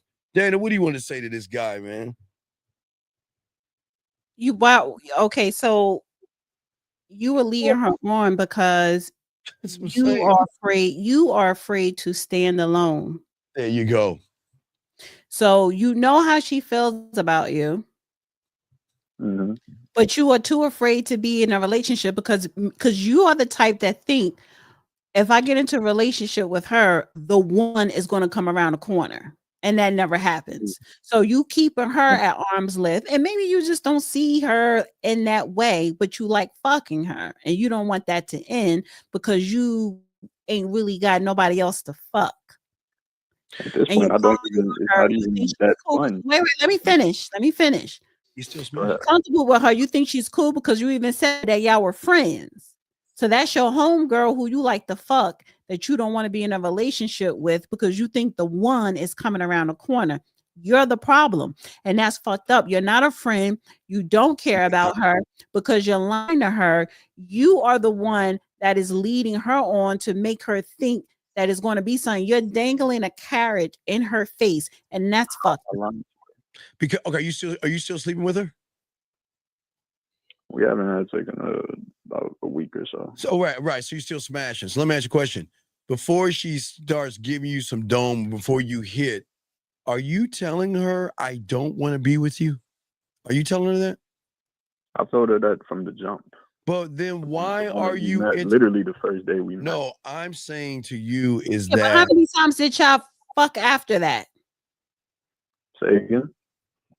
When you told her from the jump you don't want a relationship, and I'm pretty sure she said she did or whatever, but how many times did you fuck her? And then maybe after fuck number 3, she's saying that I want a relationship now, when you continue to say no, but you still kept fucking her. It's not. So she was very transparent in what the hell she wanted every step of the way. You were not. You're the fucking problem. You're the loser. This is masculinity. Why is it? Why can't you be a man, dog? Well, you men don't do that, man. See, you know what you're doing, dog? You're setting up the next guy. It's you. So one day she's gonna break free of you, but because she's gonna hate by the way you were treating her because you wasn't a man, she's gonna probably take that out on some unsuspecting guy because of what you're doing. At this point, should I call her on 3-way? No, we don't need you to. You ain't man enough to call her. What you gonna call her and say what? What are you gonna say on what to her? We'll say what to her? It's not what I want to say. Is something I want to talk about, and I feel like talk about what? What do you want to talk about? A narrative that y'all looking at it from. That's not the case. Wait. What do you mean it's not? Wait. What do you mean it's not the case? Wait. What do you mean it's not the case? You don't want a relationship with her? Yes. Yes. You're saying that I'm leading her on. You don't want a relationship with her? Yes or no? Yes. You don't want one, right? I don't. So if you don't want a relationship with her, why are you still? I don't want a relationship with anybody. But I don't care. But why are you still smashing her, making her feel like she has a chance of a relationship with you? If you want to call her, because this must have been a recent conversation that she must have mentioned this to you recent. You're gonna call her. You should be like, I want to talk to you about something. I want to, I know how you feel about me or wanting to be together, but I think that, I think just be like, it's best that we just, stop seeing each other, stop sleeping with each other because you want something that I can't give you. If you're not telling her that, if you're not ending it, what are you calling her for? Right. And on top of that, real quick, you need to also let her know that if you bring up relationship again, I'm never going to speak to you again.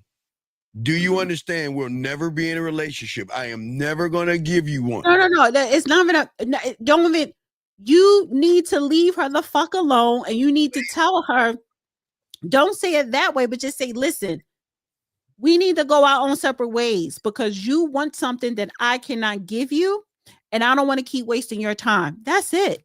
But he keeps entertaining her, so he's the problem. Exactly. So call her. You said you want to call her. If you're not calling her just to give her that one line, that one statement, then what are you calling her for? Yeah, what are you calling her for? What do you want to call her for? What do you want to call her for? That's exactly the statement I'll give her.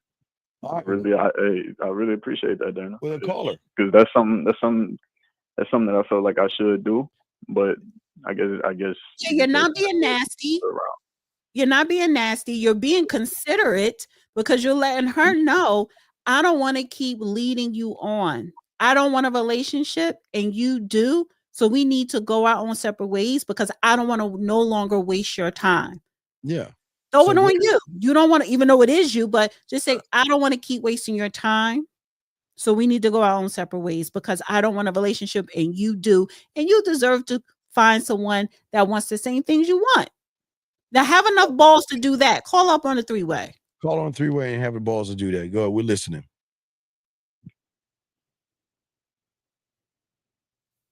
We'll see if he does it. I know you got her on speed dial, so don't act like you ain't got her number, man. Come on. You got her on speed dial. Come on. I'm going to it. All right, I'm calling her now. All right, let's go. Let's get it.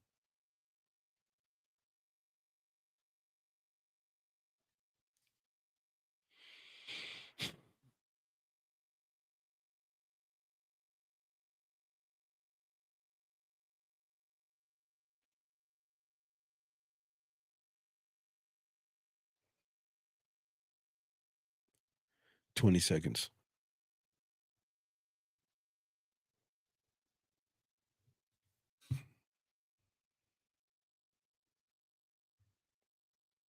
Give it a minute. Doesn't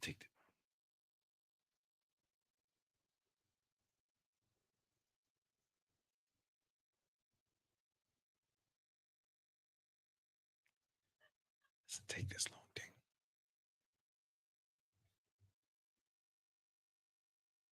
I hung up. He full of it. I hung it up. He ain't doing that shit. He knows he can merge a call. It does not take that long to call somebody, then pick up and merge. Well, honestly, no, because I get confused with that merge stuff. With these phones, it's hard to merge and, Yeah. So, yeah, that's, he's probably, but this is what I'm saying.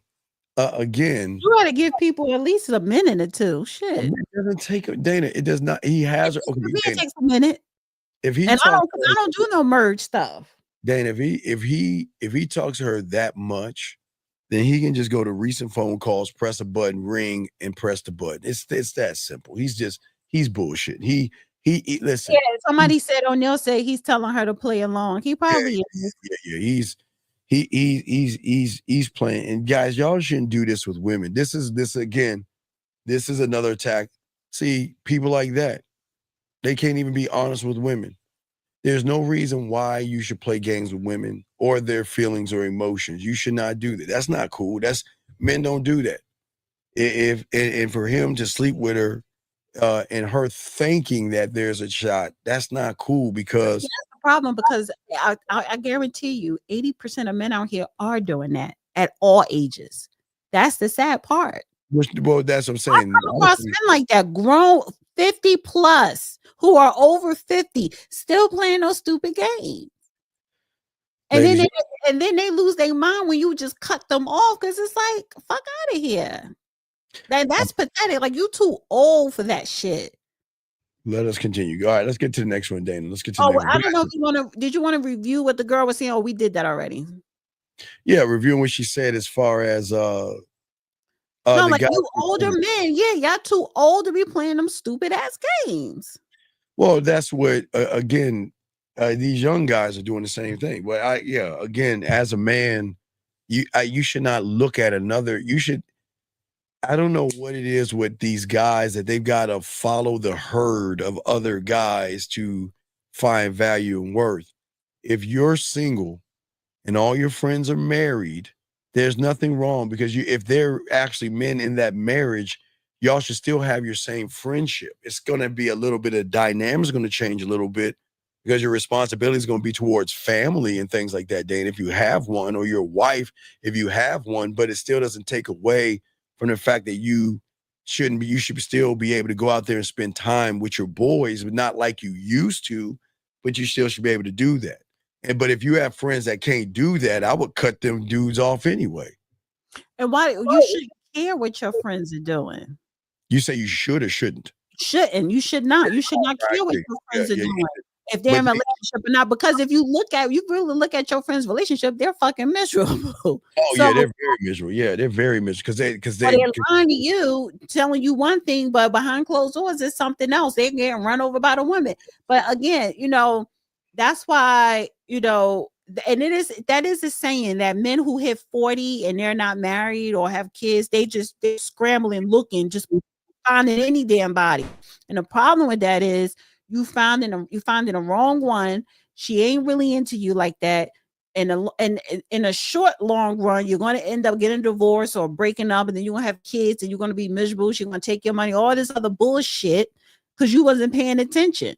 You don't know how to vet a woman. You're not even secure about within yourself. So, and these are men over 40, and there are some men over 50 that are doing this silly shit. It's pathetic. Well, I agree. It is pathetic, but that's what we have shows like that to teach y'all guys how to be more masculine than feminine. Don't play with a woman's emotions. That's why we always tell you, let them know where they stand to allow them to make the decision. That's it. Versus lie to them and tell them what they want to hear. A lot of guys will do that. We have a call right here. Area code 340. What's your name, sir, and what's your question? Good night, Steve. Good night, Dana. This is Matthew. How you guys doing? Good. What's going on, buddy? How can we help you, buddy? What's up? Yes, sir. So I would just like for you to explain the concept of the good guy and the villain. Well, the concept of the good guy is a guy that is an abusive person. He's a mean person. He's lying. He's vindictive. He's angry. He's bitter. He's a person that can't get women, pretends to be a nice guy. He puts on this mask and does this circus tricks and be all these things for women. Because if you notice, if you turn on the news, like I've always said, or you look on YouTube to see, unfortunately, men doing things to women that sometimes cost their lives and everything, they start off being nice guys and pretending to be something that they're not, to manipulate the woman to think that this guy is actually who he is. But then when the first thing goes wrong, because a lot of these guys have mommy and daddy issues, they want to take it out on the woman. That's the hero. The villain is saying, this is who I am. You're going to accept me for what I am. I'm not going to change who I am. This is what I am. Like me, hate me, love me, whatever you want to do. But you can never say that I lied to you, manipulated you, deceived you, or played games with you. I'm going to tell you what I am. I'm going to tell you what I want from you. And I'm going to give you the choice to make the decision versus someone telling you what you want to hear versus what you need to know, sir. Gotcha. So Just saying that the villain go after what he wants, basically. Well, the villain does always go after what he wants, but he doesn't cloak it in lies and manipulation. Okay, gotcha. Okay. All right, that's all I need to know. All right. I read in my notes, man. Read in my notes. So. All right, cool. Villain, it doesn't mean that you not be polite. That's not what a villain. You know. You know what I'm saying? Be mean. Well, no. And again, But that's no. I think sometimes you do need to clarify that because people will think that, you know. Well, men don't yell at women, men don't scream at women, and men don't argue with women. So men don't do that. There's no reason to argue with a woman, lie to a woman, manipulate her, play games with her. There's just no reason for that. But again, that's why masculinity is under attack, because these young boys are being taught to do that. They feel that they've got to. I don't think they're being taught to do that. They're just not being taught, period. Oh no, they are by the red. Their new parents are the internet, YouTube, Instagram, TikTok. They watch so much of this stuff that they believe what they see to be true, because they're trying to find a cheat code to get some ass. So let's get to the next one. Yeah, guys, got a question? Go put a Q. We got y'all. Let's get it. Wait, hold on, Dave. Let me get to the next one. All right. So let's see what you got for us. Let me see. If there's nothing in me that is making me be impatient, right now, all I have is patience. So exercising the patience. If anybody wants to control you, watch me design this. Wait, what turns me on is when a man sends me money. Why are we skipping all those other things? All right. Is this the one? I guess, yeah. All right. I feel the moisture between my legs. I'm like, oh my God, you actually sent it? I do believe as a woman, you can be feminist and also ask men for things, because a lot of my politic and praxis revolves around the idea that men need to open their wallets and give us their money. I can't imagine laying with a man and he's not making my life any better. We can never be equal to men. We're superior to them, and it's okay to acknowledge that. Trying to equalize yourself to men is you actually downgrading yourself to a level that stunts your own growth and is an insult to your divinity as a woman. If you're operating from a place of knowing your worth, then you're leading with the best possible intention for yourself. So my offering is know your worth and act on it. Sometimes she's annoying, but the things that she say be crazy. But at least she's honest. She is a feminist, but she wants to be taken care of, and men show up in their wallets. I'm gonna shock you. I agree with her. Why? Why do you agree with her?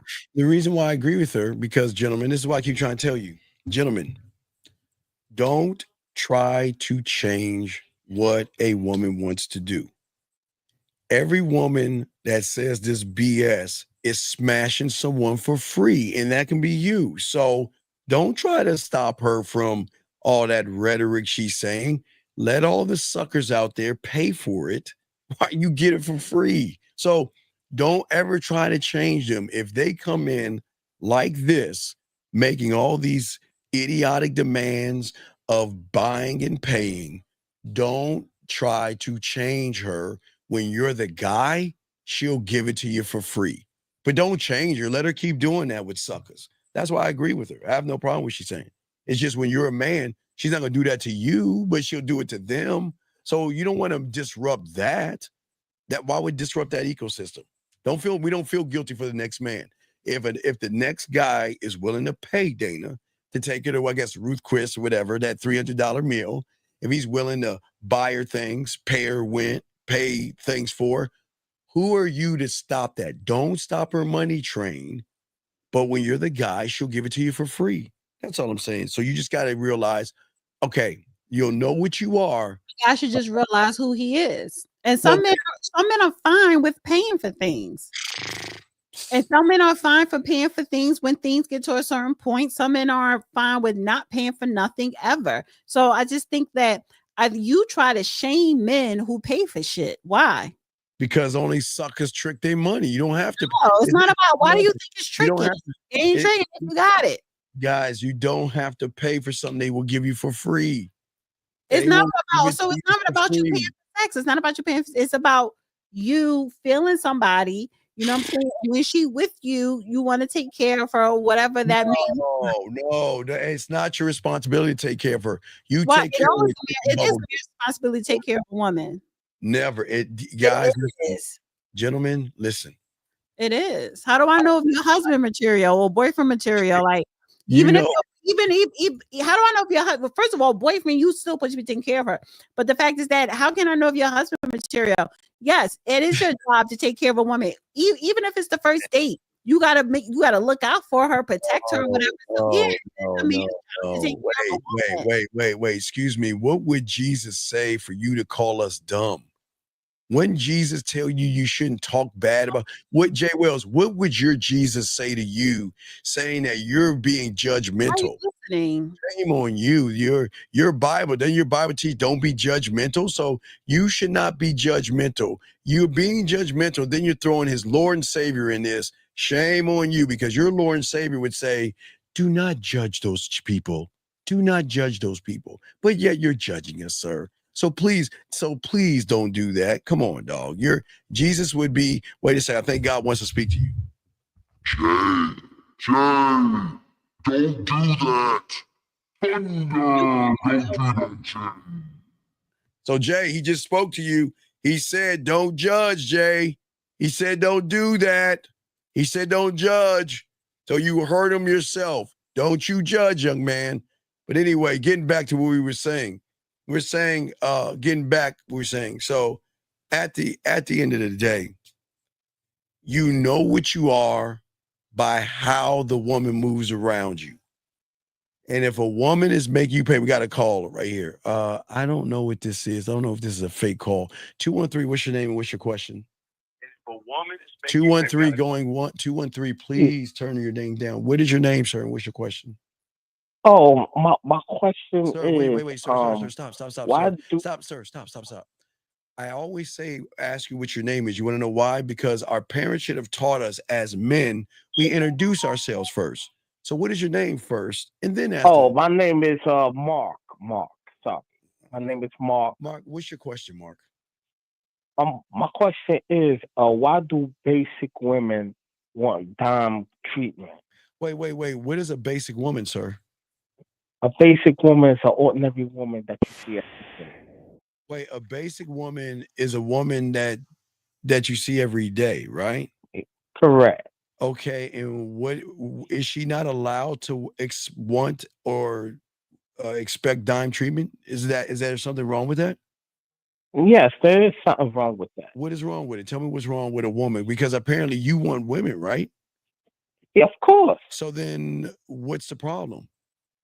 The problem is, if you're not a dime, why would you get dime treatment? But sir, a dime is based off of your interpretation of the woman. What is a dime? Tell me what a dime is. What is a dime? Well, look, you know what a dime is, and you know what an ordinary woman is. Sir. So sir, I'm asking you.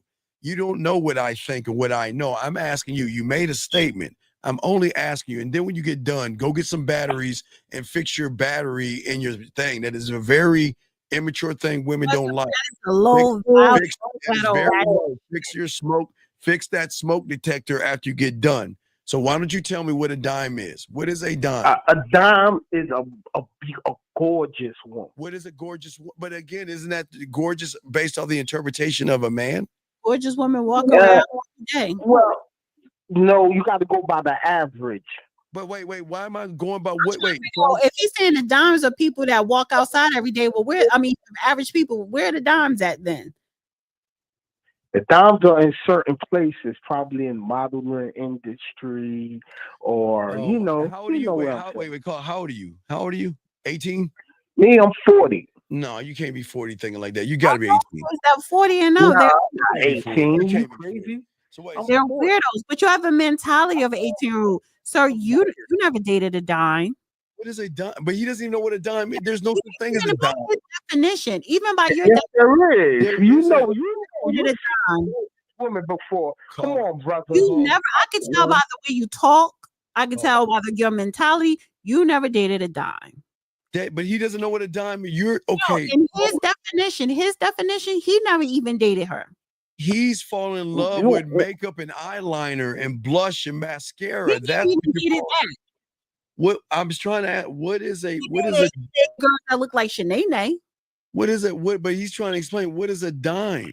Well, you need 10 I pennies. just explained it to you. A gorgeous woman that you say, damn, I don't have enough money to get that woman. You know what I'm saying? That's a gorgeous woman. Give me an example of a you woman. know your pockets ain't enough to get that woman. But wait, give me an example of a dime. Give me an example. All right, give you an example. Let me see. The dime. In the industry, actress or what? I don't care. An actress that we all know. Just give me somebody. All right. Halle Berry 30 years ago. Nope, she's not a dime to me. She ain't a dime to you? Nope, because she has a badass attitude. Nope, she has a bad attitude. What are you talking about? Can I ask you something? Did you bag her? Could you have bagged her 30 years ago? Sir, Sir, this is not about if I could or I couldn't. If I saw her now. If I saw her and I wanted to talk to her, I would do it 30 years ago if I saw her and I chose to introduce her to me. So slow down. Because he said Halle Berry 30 years ago, as if she ain't no motherfucking dime now. I seen her at the Oscars. She's not a dime now. I mean, she's sorry, and I'm sorry. You put Halle Berry up to a lot younger women that you prefer 30 years younger than Halle, and she looked damn near better in every way than them. So again, what is I don't know about that? She's old. I look at it you wouldn't know that. If it's your preference to date someone young and who look fine, that's fine. But sir, you ain't getting them. So if you ain't getting these so-called I'm not getting them. You getting 10 pennies. Take your line, Nikki. Sorry, but you only getting 10 pennies. That's all. Caller, let me ask you a question.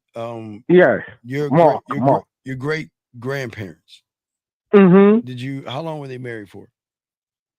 I don't really know. They passed when I was born, before I was born. But so I don't really know. You never asked your parents about your history?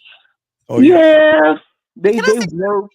You know what I'm saying? They worked and they lived together for a while until, of course, they passed away. 30, 40, 50 years. Let me just say something. I think like 30 years. Why is it that when y'all guys always talk about a dime and y'all walk around here with rotten ass teeth, no teeth, funky, ugly, unattractive, out of shape, broke, dusty, is all fucked. But you talking about something dime, whether you get it or not, just for you to even say some dumb shit like that or to even think that way. And you just so fucking low grade, honey. You are beneath my goddamn shoe. So anyway, getting back to your grandparents. So if they were together for 30 years, do you think your grandfather would say that she is an old ass woman? Well, they grew old together, so that's a different story. No, wait. No, you it's know not what a I'm different saying? story. It's not a different story because what you're saying is that because Halle Berry is the way her age that she's dusty and old, but because her man thinks she's a damn 20 or 100. Matter of fact, 100. Well, see, Halle Berry is supposed to grow old with somebody. She just grew. Wait. She's just trying to do. Who says she's single? Halle Berry is not single. That's not cool. Who says she has you know what I'm saying? We have a relationship. Oh, crazy. Where's your wife at, sir? Where's your bitch? Oh, I don't have no wife. Exactly, because you're a fucking dusty. I'll call her. I'm asking you this question. I'm just trying. Like, can you turn it down in the background, please? Can you turn the background down? I'm just trying to get you to think. Your grandparents were together, you say, for 30 years. So that means that your grandmother was older than what Halle Berry is now. Yes. Yeah. She would be correct. So why wouldn't you say that about your grandmother?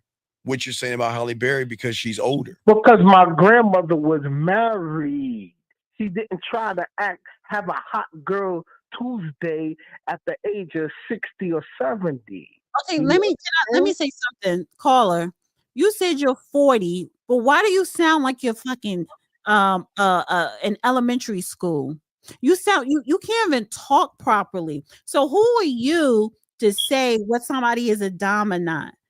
Holly, I'm not finished talking. Let's use Holly Berry as an example. She's not walking around here like she's a hot girl. She has a man. She's in shape. She looks good. But again, a lot of you guys that want to sit up here and say, well, she's not married, as if marriage makes a woman sexy or a dime forever. No, but you guys, you sound like you're a fucking dust bucket. You don't even know how to talk. Do you hear the way you sound? You sound see, I know I'm winning the argument when I'm getting insulted instead of I'm not insulting you. I'm telling you the truth. You sound. I'm trying to. Listen, caller. I'm trying to let you see something. Someone who is illiterate. Let me see anything. You just insulted. You sound unintelligent. You sound like you illiterate. So only thing I'm saying is people that are low grade, you don't have the right to sit up here and say what a woman is and what a woman is not. You get what I'm saying? You need to love yourself first. You called me a dusty and you are dusty and all that. So you are dusty. You are illiterate. You are ignorant. I don't know what you look like, but you probably look like shit. So I doubt that. We'll call it now back to our conversation. Now, logically, I'm asking you this question.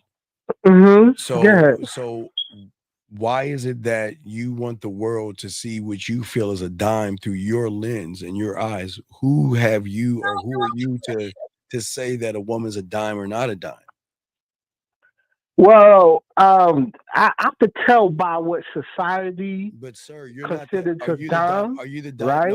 No. But as a man hold on. No, you asked me to answer your question. But wait, you gave me an answer, and I'm going to ping off that answer you're saying.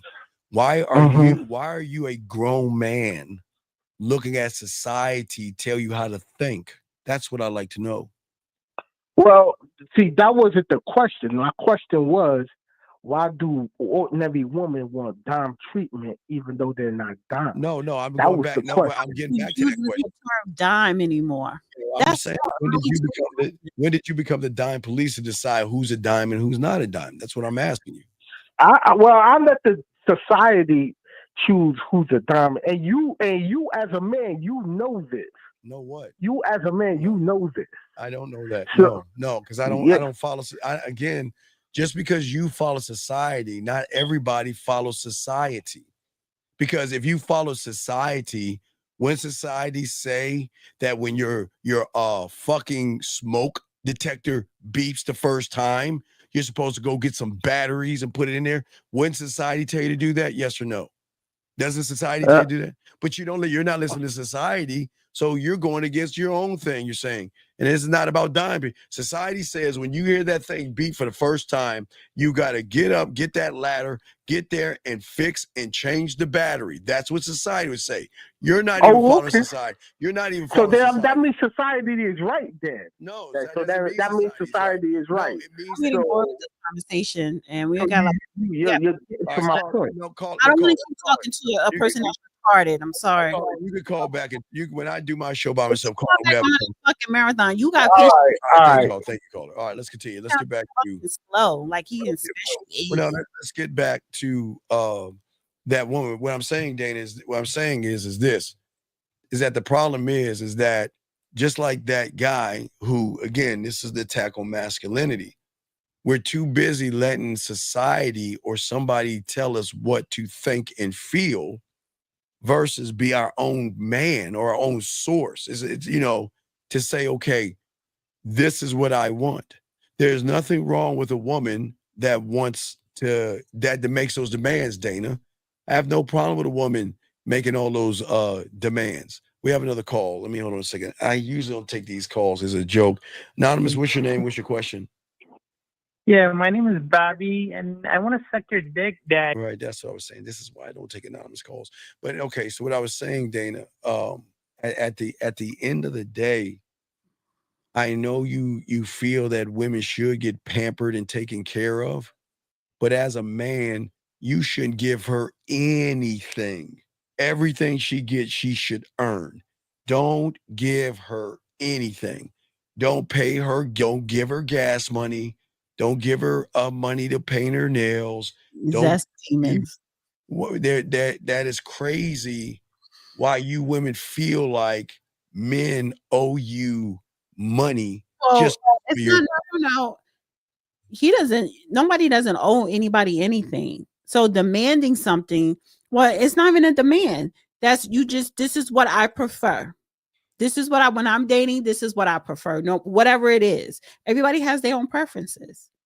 But yeah, everybody has a preference. But look, what did that lady say? It makes me wet when he's buying me something. For her, exactly. So she's only going to deal with guys who are going to open up their wallets to her. Right, but that doesn't mean she's going to smash those guys that open up their wallet. She's dealing with them on her terms. Right, and this is why, gentlemen, y'all get it for free when you have game. When you have game, women like this will give it to you for free. So never ever get mad at a woman making those demands. Allow the woman to make the demands. But as I said before, gentlemen, you know what kind of man you are depending on what kind of woman you're dealing with. Listen, it's not even a demand. She could just be like, "Oh, this is my preference." But preferences change based off the man. I prefer this. I prefer this for a man to do this for me. I prefer this man, and then you have the option to say yay or nay. Right, but you know what? When you're the guy, they don't talk about you should appreciate a woman that tells you what she wants. Well, of course, Men don't do that in general, but a woman will, whether you like it or not, whether you agree with it or not, whether you do it or not. She's telling you what she wants, so you have that option to stay or to go. Well, gentlemen, you only have the option because when you're the guy, they're not even going to talk about their demands because they're going to know from the get-go. I'm always going to talk about my demands. There are people. No. See, Steve, no, you stop because you're being disingenuous. No, I am going to tell a man not so much I'm a demand that I'm demanding him to do, but I am going to tell a man my preference because I want you to have that option. I want you to tell me, well, no, or I only do that for XYZ or whatever, when or whatever, or just no and keep it moving, or yes. There are people that will, when he realizes, I don't want what I prefer. When a woman recognizes you sitting down, she'll make the demands. But when she recognizes you're the guy, they're not gonna. They know better. They know better. They're not gonna have that conversation with every guy. They're gonna have the conversation with the thirsty ones, the ones that are thirsty, needy, and desperate. That's the ones that she's gonna make the demands from. She's not gonna make those demands from a man. She's not gonna tell. Let me get to a video. All right, let's get to the next video. I think You got it. that women really should move about the world only thinking of themselves when it comes to dealing with men. Because if something happens and, pregnant, you're the one who has to take care of the child. Women probably need to just stop dealing with dudes like that, period. Do not deal with somebody who is not caring about you, who's not going to be involved. Because if they care about you, they're going to care about their child. You know what I mean? So just don't even associate yourself with people like that. And if you are not a good judge of character, just leave them all alone. Just leave them and shit. Just leave them all alone. Get pregnant there. Work on your craft. Work on your business. Work on yourself. Just leave them all alone because right now we're at a point where there's no shame. Ain't nobody shaming you. Ain't nobody sending you to go live with your auntie while you had a baby and be hidden away. That doesn't exist anymore.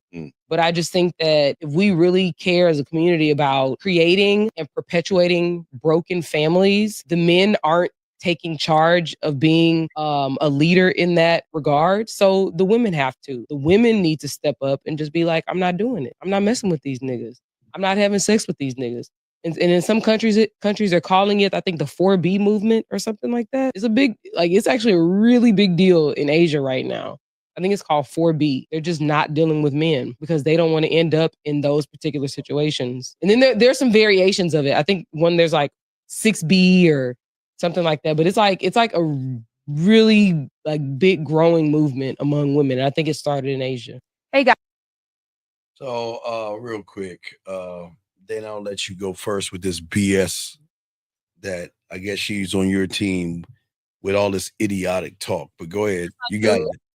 A lady has to do everything for herself. She wouldn't need you, period. A man should be treated with respect, and he spends money on a lady. He's a leg up. He has a leg up. Well, listen, I think a man should spend money on a woman, but a woman shouldn't feel he has a leg up. That sounds more feminist. See, I'm not a feminist. I'm not. You, first of all, as a grown person, you should know how to take care of yourself. Thank you. There may be a situation where you have to take care of yourself. Anything can happen to your partner, your baby daddy, or your husband, or whatever. But she's saying that's not true. If a lady has to do everything for herself, she wouldn't need you, period. And I don't want women to go through life thinking, feeling, and operating. I don't want women operating in that mindset. You should know how to take care of yourself regardless. You should always have something of your own regardless. But when a man is in your life, especially if it's getting serious, he should want to come in. Oh my God. He should want to come in and do some things and love on you and take care of you. Especially, he knows it, even if you are independent or you know how to take care of yourself, allow a good man to come in and take care of you and love on you. Whoa, you know what, Dana, you got me. You're right. And Patricia, listen, she's right. Because I'm going to love you and care enough to sit you down, and we're going to have accounting 101. I'm going to ask you to show me how much money you make, and then we're going to look at your books and see how much you're spending. And the love that I have for you is we're going to manage your money right, so you stop asking men for things that you should be able to afford yourself. That's right, Dana. You're right. I don't ask a man give me money for my hair, my nails. That was in high school. But when I became an adult, my personal essentials, hair, and stuff like that, that's on me. The difference is, though, if I'm with a man, you're going to be paying the bills. You're going to be paying all the major things because my money is going to be spent on all those things, the hair, the makeup, or the maintenance. I'm getting older, so it's all about maintenance. I have to invest or whatever. But if I'm in a relationship, I'm not, my bill responsibility is less. Anytime I'm living with the man, or I'm in a relationship with the man, or both, in a relationship and we're living together, my expenses, as far as, outside of my cosmetic stuff, the bill expenses always decrease to minimum to zero. But I still have to maintain me. I'm not asking you to do that. Like I said, Patricia, you're right. A good man is going to sit your lazy ass down and say, you know what? Let us look at the books. I just need to know how much you get after taxes.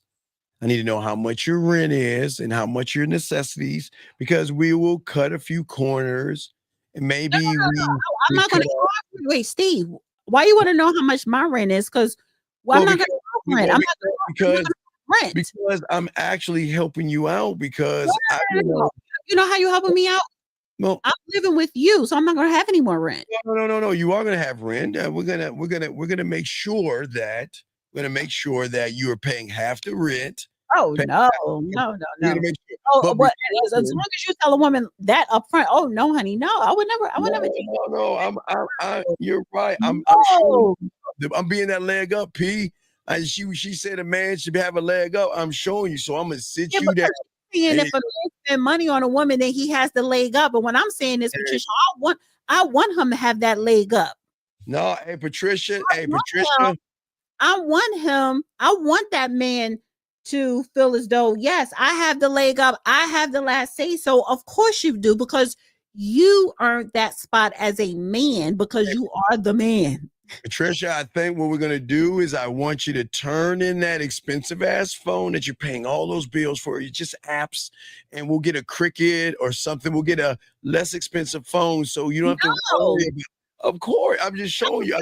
I can still have my name brand phones, my name brand glasses. What? Because my bills are less. Rent. Do not move in with the man who pays rent, young ladies, and a mortgage. Wait. Do not move in with a man who pays rent. Yes. And mortgage is questionable. I don't understand that. I think she's saying that all you ladies got to learn how to be responsible, I guess, unless she cleans that up. No. Okay.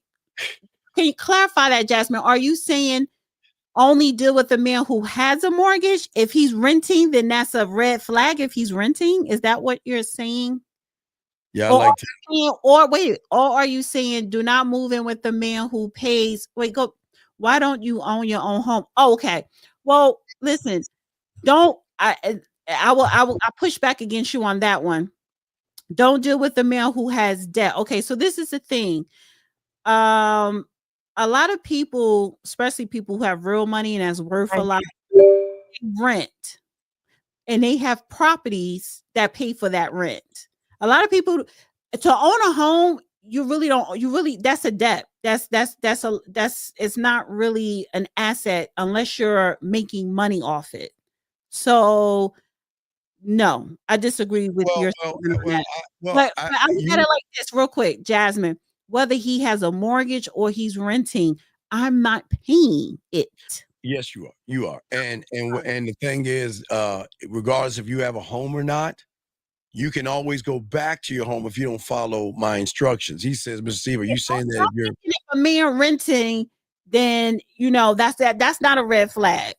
It especially depending on where he's renting at. No, that's not a red flag. Y'all see a lot of women, y'all just want to look at the income.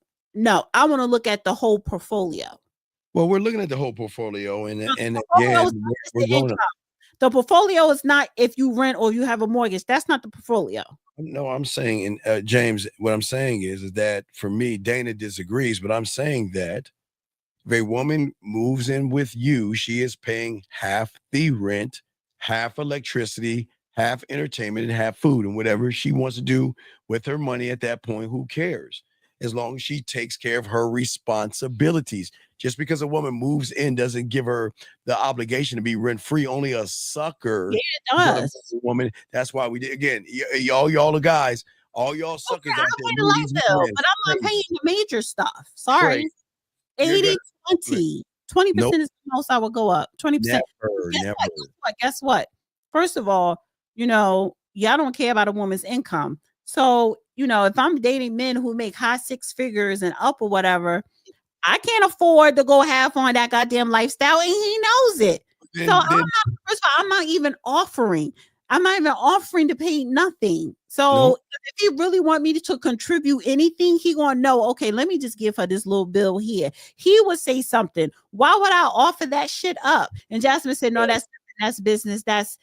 That advice is for young ladies of birthing age. So, right. So only thing I'm saying is whether he's renting or owning, you should not be paying half of either one. And I'm saying you should. You're crazy, guys. If y'all let women live rent-free, y'all are crazy. Y'all are crazy if y'all are letting women live rent-free for what? Because she opens her legs up and gives you some action. Check this out. If you let her pay half, she gonna have half to say so. That means she could claim that place as hers. If you want her to split everything, then that's half hers. Even though it's in your name, you got to put her name on it.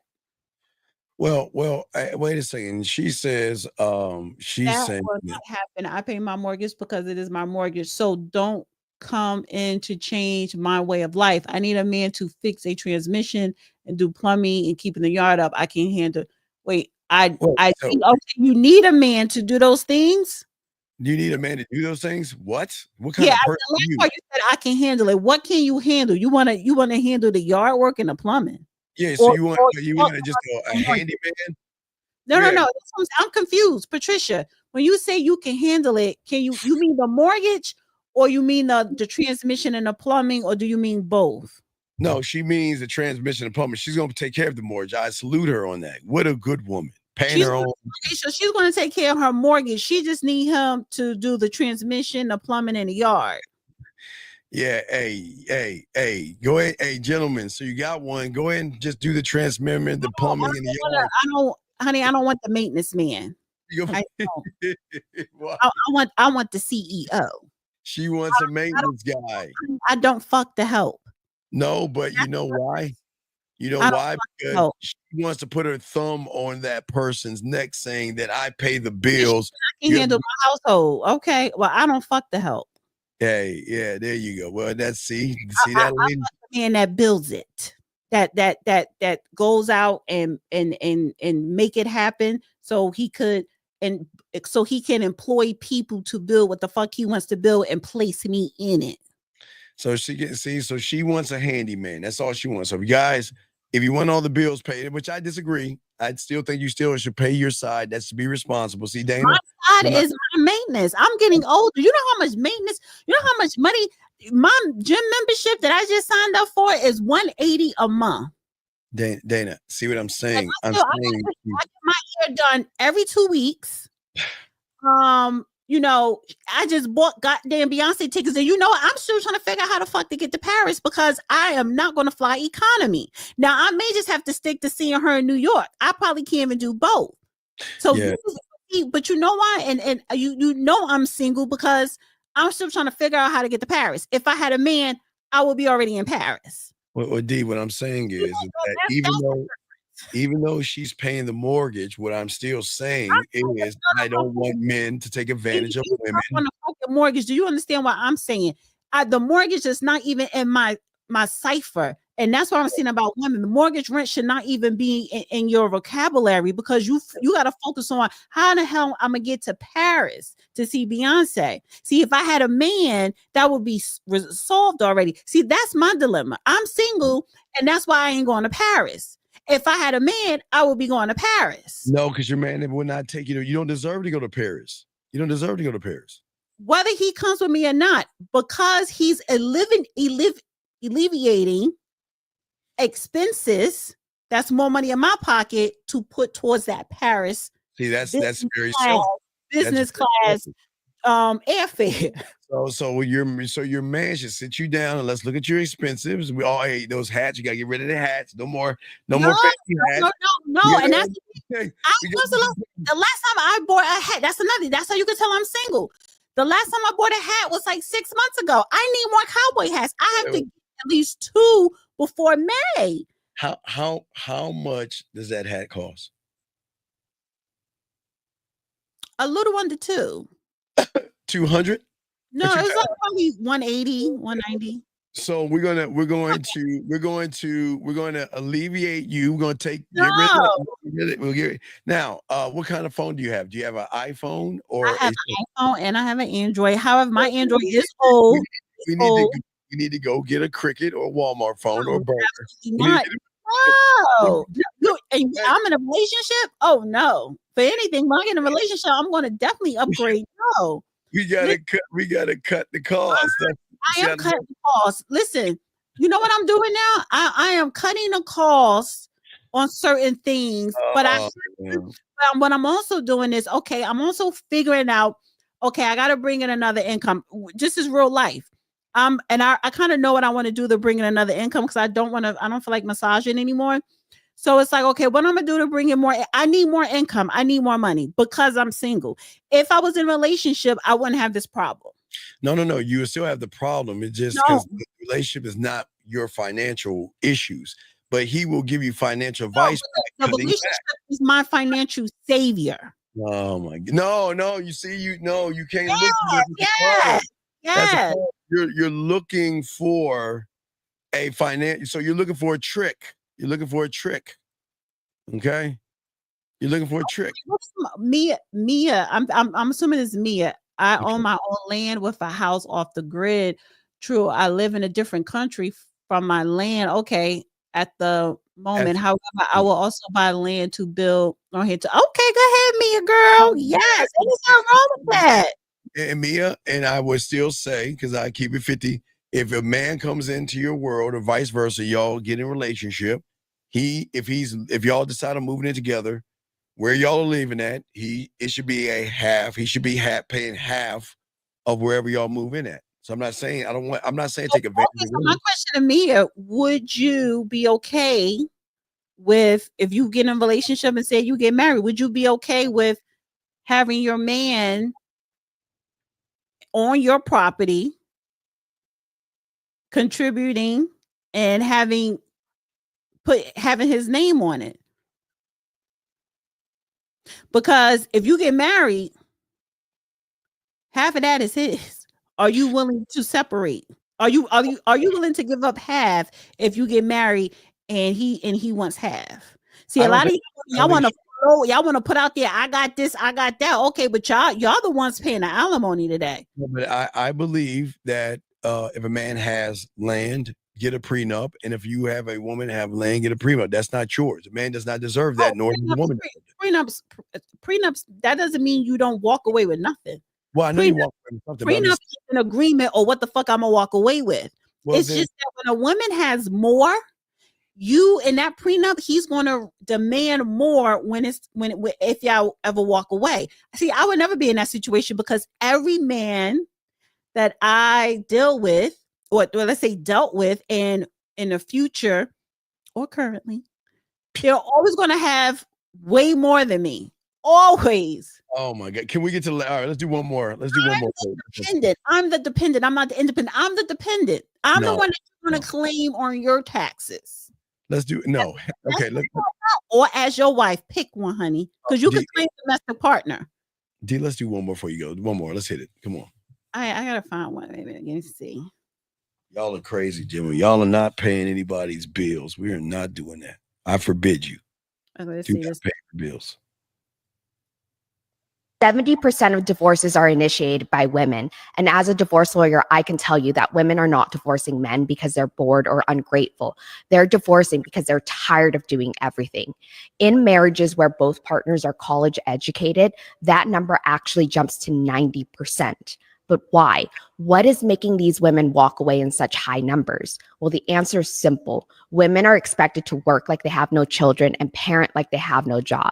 They're expected to be the emotional support system, the household manager, the one who remembers birthdays, doctor's appointments, and what shoe size the children wear. Meanwhile, many men still believe that just providing a paycheck is enough, but it's not. Women are not leaving because they hate marriage. They're leaving because they're exhausted. They're tired of doing all the invisible labor that no one acknowledges. They're tired of being expected to handle everything while their husband thinks he's helping when he loads the dishwasher once a week. Most women do not leave for another man. They leave for themselves. They leave because they refuse to live another decade feeling like a single mother while being married. 70%. You know what? I disagree with her. What a shame. What a shame. Because I've heard on the flip side from reliable sources, yes, women do file for divorce more than men, but it's not because I'm tired of doing all this stuff in a relationship. It's because a lot of times the men already checked out of the marriage. They just don't file for a divorce. So women will just say, I'm just doing something he just don't have the time or just don't feel like doing because he already checked out. Sounds like they're crying about being a mother. Yeah, it did that a little bit. It did. They do that, ladies. Y'all want that happily ever after, and you want that fairy tale, and you want some kids. You're gonna have to play mommy, and mommy means that you're gonna do all those extra things. And what's crazy is, shouldn't you want to do those things for your child? What is all this? What is all this BS? See, to me, that's like a complaint because first of all, being a parent is the hardest job in the world. I'm sorry, it's the most fulfilling, but it's the most it's hard. It's not easy. So you're not gonna. I don't care how much effort the husband or the baby daddy puts into it. Being a parent is hard. Mothers are more hands-on up until a certain age because that's when a lot of times dad completely can take over. But I didn't agree with her. I didn't agree with her stance. I don't agree with her because what's odd to me is that a woman wants to be mom to her baby, you know, taking care of dentist appointments and all, because she wants to make sure her, not to say a man can't do that, but it's just, that's something that women, I'm sorry. I thought they loved doing that kind of stuff. I've never. It's not like, oh, I love taking my kid to the doctor. It's not something that you love, but we do it because you have to do it. That's part of being a parent, doing what you have to do. Well, again, if y'all parent together, that means whoever can bring the child to the dentist is going to do that. Right. Now, if he has no interest in doing, because I guess she's saying these are, because there are a lot of moms who work, but and just to be realistic, both parents nowadays, majority of the time, have to work. So yeah, right. I agree. But Dana, but this is why I always say, Dana, before you guys get married, but around that engagement, y'all need to have that conversation. Y'all need, this is very important, that conversation of school, discipline, religion. Are we saving up for college? What's the plan? I mean, see, people don't think, great marriages last when you have those conversations, because it will be at that point where a woman can say, well, I don't want to feel like I'm the only one bringing him to the dentist, but whoa, if I can't take him to the dentist and you can, you're going to. That's the conversation that needs to be had. But and then maybe she's talking about the men that always has an excuse all the time because they just don't want to do it. It's one thing when you don't, because there's some men who just don't want to do it and want her to take care of all that. But if I'm working 40 hours a week and you're working 40 hours a week, sometimes depending, I may, if I want to work overtime, then you take them, or vice versa. But women like, I've never, again, I'm sorry. I don't like, first of all, it's a chore to go to the different dentist for ourselves. So it's not about liking something. It's a priority. Well, that's what I'm saying. So you can't complain. Okay, listen, don't have kids if you're not responsible enough to do the things that's going to come with children. And that means doing these little things, whether you like it or not, it has to get done. So what are you going to do? So then don't have kids then, but don't complain when you have kids, because these are the things you're going to have to do. But with that being said, Dana, if you're dealing with someone that is not trying to help you along with these things, then you have picked then you made a bad choice in a guy.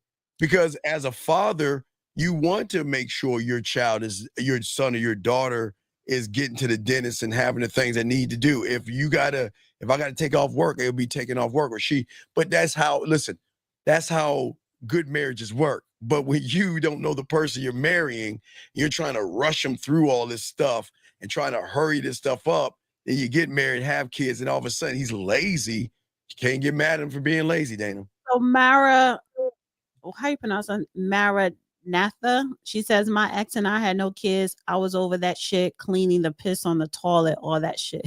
No, but see, I blame her. No, this is what I'm saying. You know that he was pissing on the toilet before he became your man. That is true. That's true. Y'all better stop acting like the motherfucker that MF wasn't pissing on the toilet. You knew what he was doing. You accepted it. But so you can't complain about what he did. This is what I'm saying about women. This is what I can't stand about these women. They want to act like all of a sudden, because we're in a relationship, he ain't doing this stuff before. No, you knew he was pissing on the toilet and you accepted it. So you cannot complain about what you accepted. It is not going to fly. Can't do that. Eddie has a question. Eddie, your last question before Dana goes. Dana, I'll let you answer this question. At 10:30. No, not 10:30. I got 10 minutes. Go ahead and answer this question. Honey, sit up and act like you know what I'm saying? I'll be trying to check out. It's 10. I got 10 minutes. Go ahead and answer this feminine question, please. Is Miss Bangkok coming on?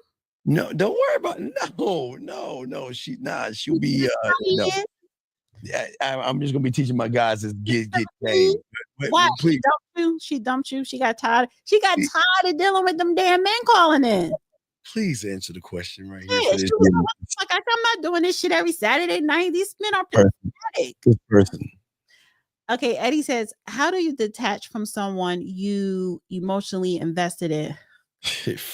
Eddie, I want you to Read that question to yourself 3 times. Oh And my then I want you to God. type in the chat where you went wrong.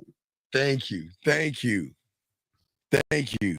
How do you detach? Why you detached? You emotionally invested in? You emotionally invested in someone. So you woke up one day and said, I don't want to be invested. So how can I get myself out of this? Well, why the fuck would you invest in something that you wasn't really fully committed to? No, he was commess. No. Wait for a second, Steve. What's that? He found out she was fucking somebody else. So now he wants to detach himself. Well, I think it's worse than that. I think he knew from the get-go she didn't want him. And I think he knew from the get-go she was never invested in him. She didn't like him. And all he kept doing was bugging her and begging her. And please talk to me. Please give me a chance. Please, please, please. And she said, you know what? Fine. I'll give you a chance, but I don't like you. I really don't want this. So Eddie, this is on you, buddy. She never liked you. And you wanted to bleed between your legs and you wanted to attach to her like a woman and stuff. And now it's on you. It's you. I understand why I made the fault, but now we are here. Well, can we understand it, Eddie? Can you call it, Eddie? I don't understand. Where did you go wrong? Did you find out? I believe you found out she was fucking somebody else. No, I found Eddie. You invested your feelings, and you want to take it back. You want to take his feelings back, Steve. No, you can't take Eddie. Eddie, I'm gonna be honest with you, Eddie. You're screwed. Eddie, you're the woman in the relationship. So you're gonna be like that caller that was dogging that woman out. You're just the girl in this, Eddie. So you just gotta. Hey, no, he had a broken heart. He was a sucker. Eddie, if you had the game, you wouldn't be in this predicament. But listen. Eddie, I know what you're going to do. You're going to go online and look at how do I get my ex back and all this stuff because you have no value or worth. Let's bring this call in. This last call for Dana. 760. What's your name? What's your question? What's going on, Steve and Dana? This is Eddie. Hi, Eddie. Eddie, how old are you? I'm 28. Dana, I'll let you talk to him. Okay. So, Eddie, tell me the truth. Did you find out that she was seeing another man? No, ma'am. So why do you want to take your feelings back? Because listening to the show, I understand that you should fall into respect with the woman, not into love. So love being emotions. No, Eddie. And I'm sorry, Steve. You said I take the wheel first. Okay, I'm sorry. I'm so sorry. Go ahead. Yeah, so just saying that listening to the show kind of gives me a different perspective on things, and I want to take, I mean, as much as it sounds kind of stupid, I want to take my feelings back because I shouldn't have given them in the first place. Because Steve did say something that was real. I did let her walk all over me because I was leading with emotion, and I mean, there's a lot into why I allowed it, but like so let me ask you this question, Eddie. Let me ask you this question. Did you fall in love or get your emotions into it after she sucked the life out of you? Was it after that? Oh God. And I mean literally physically sucked the life out of you. I was with her for like 10 years. We have a kid together, and it's not even so much as walking away from her, but I do have a faith background, and it's kind of trying to do the right thing with the child involved and walking away from everything. How old is the child? Making things right. Yeah. 7. 7. So if you are a man of faith and you've been with this woman for 10 years and you have a child, why didn't you ask her to marry you? Because when I asked her to marry me, I was younger, immature. I was coming from a different place, and maturing and growing up. It's kind of like the expression people. Okay, stop right there. I don't need the whole story. Stop. You asked her to marry you at one point. Was this before or after she had the baby? It was before. Okay, but when she had the baby, you didn't ask her to marry you. Why not? I was already married to her. What? I'm confused now. You I just was said already married when we had, but we had the child after we got married. okay, so you did marry her. Yeah, yeah. I thought you said you wanted to, but you were young and you didn't. Oh no, I misunderstood. I meant that yeah, we got married and then we had the child. Okay, and y'all were together for 10 years. Yeah. So what has happened here at 18 to now, you were living a life of 40, of a 40-year-old. It ran its course. Y'all had a 10-year, 7-year marriage. You have a kid. You're still going to be a full-time dad in your child's life. That's never going to change. And maybe y'all started to outgrow each other. If you want to stay married, if you want to make it work, does she want to make it work, or did it just hit a fork in the road? It's 10 years. I think Steve has said in the past, you have to start how you finish. I think he's the one that said it. And now learning game and doing things differently. Sir, let me stop you, sir. Through. Your situation is beyond that silly shit. You are a husband. You have a wife and you have a child. Grow. You're doing manly shit. So if you want to act like you're 40, then act like you're 40. Leave all that Mac gaming shit. That's not for you. You need to figure out, what do you want to do with your marriage? I'm not necessarily trying to Mac and game. I'm just trying to lead through respect. It's like how Steve says, you want to be respected. And Why do you want to end your marriage? What's that? Why do you want to end your marriage? Because of a lot of lack of respect on the way that she treats me. And I understand I fucked up from the beginning and I allowed a lot of shit because of emotions and feelings and shit that Steve always says you shouldn't do. And I understand. That's why I said I understand my fault in this. But like I said, now we're here. But that's in a nutshell why. Because okay, so you're tired of her disrespecting. You're tired of her disrespecting you and walking over you like a doormat. And now you want to grow some balls. So why don't you tell her that, bitch? If you don't behave this way, I'm going to divorce you or whatever. Go ahead, Steve. Now you can drive, Steve. It's not that easy, big guy. You can't just, okay. You guys think that you can just flip a switch and walk away from someone when you're not gamed up, man. But before I talk to you, we'll let Dana tell everybody how she No, I don't think so. Finish with your advice. What you was going to say to me? I'll talk to more on my end because we gotta have more of a long conversation. Okay, well, I want to hear a piece of what you want to continue on with him. Dana, I will after you tell him how they can get in touch with you and all this other stuff. I mean, first of all, that shit rude as fuck. That's why you wanted me to go first. So you could be like, all right, I'm going to finish the conversation when she leaves. Because why? So you could nurse him with your breasts. You want to breastfeed him and walk him through the bullshit that he put himself in. He put himself in that bullshit. So now you want to breastfeed him. In your opinion, if you feel that way, but it's time for my guy.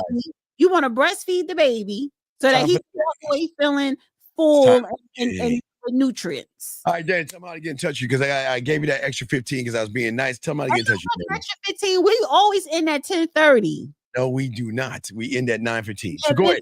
He ain't coming on tonight, honey. Okay, so why don't you go ahead and let him know because I gotta continue the show. Yeah, how do they get in touch with you? Come on, Dad. I gotta get with the I don't want them to get in touch with me. I just don't. Okay, well, all right. Then tell them goodbye. How you always say your bye and everything. I'm not going to say goodbye. No. This is how you get in touch with Dana right there. All you guys out there. All right, Dana. All right, Dana. Appreciate you, girl. Whatever. We'll see you next week, baby. Appreciate you. Say bye. Say bye, Dana. Do your bye. Be smile. Put a smile. All right. All right, Dana. So we'll let you go. Dana, caller, I got you real quick. We got to play the music. Make sure.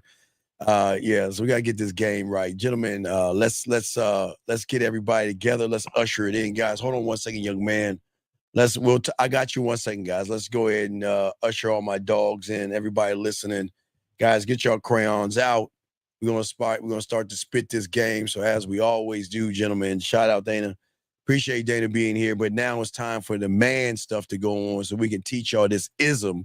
So let's go ahead and get these guys in, and let's get it. Here we go, guys. Let's get it. Here we go. This is Robert Frank, and you're listening to the manmindset.com dating help for men with your host, Steve the Dean Williams.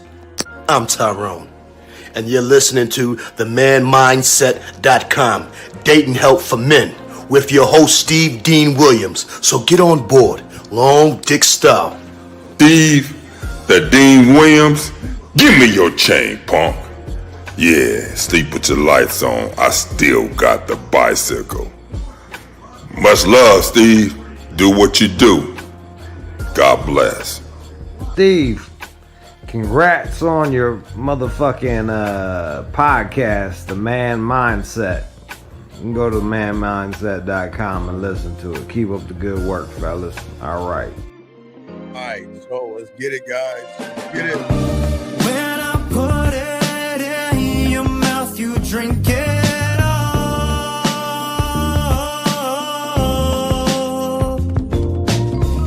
You take your clothes off every night just to call.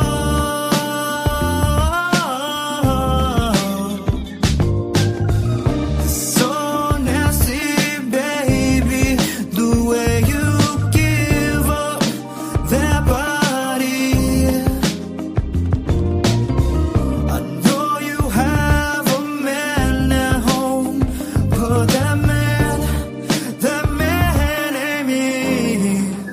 It is not me. Shout out to all my dogs out there, guys. If you have a question, go ahead, call in. Hold on a second, E-Dog. We got you in a second. Gentlemen, you got a question, please put a Q. We got y'all covered. We're going to be here to spit game. And we're going to talk about masculinity right here, especially with this caller right here. So, gentlemen, if you got a question, please put a Q and make sure you call in. We're going to chop this game up. No game time tonight. We won't be doing game time for a few more weeks until Joint comes back. Joint will be back in April. Promise you guys that. But anyway, let's go and shout out to all my dogs out there that's listening to the game. So, Eddie, let's talk for a second, big dog. And thank you, Dana, for coming on. So, Eddie, this is where we've got to talk about this, okay? So you got to become a student of the game, big dog, to understand the game, because you're hearing things, but you don't understand things. And the problem is that I would not try to leave right now because you're not strong enough to leave, if that makes any sense, sir. I'm pretty fed up with Harrison already. I Steve. understand. I think No, I'm sir. ready. Sir, wait, that's the problem. That's what I'm saying, sir.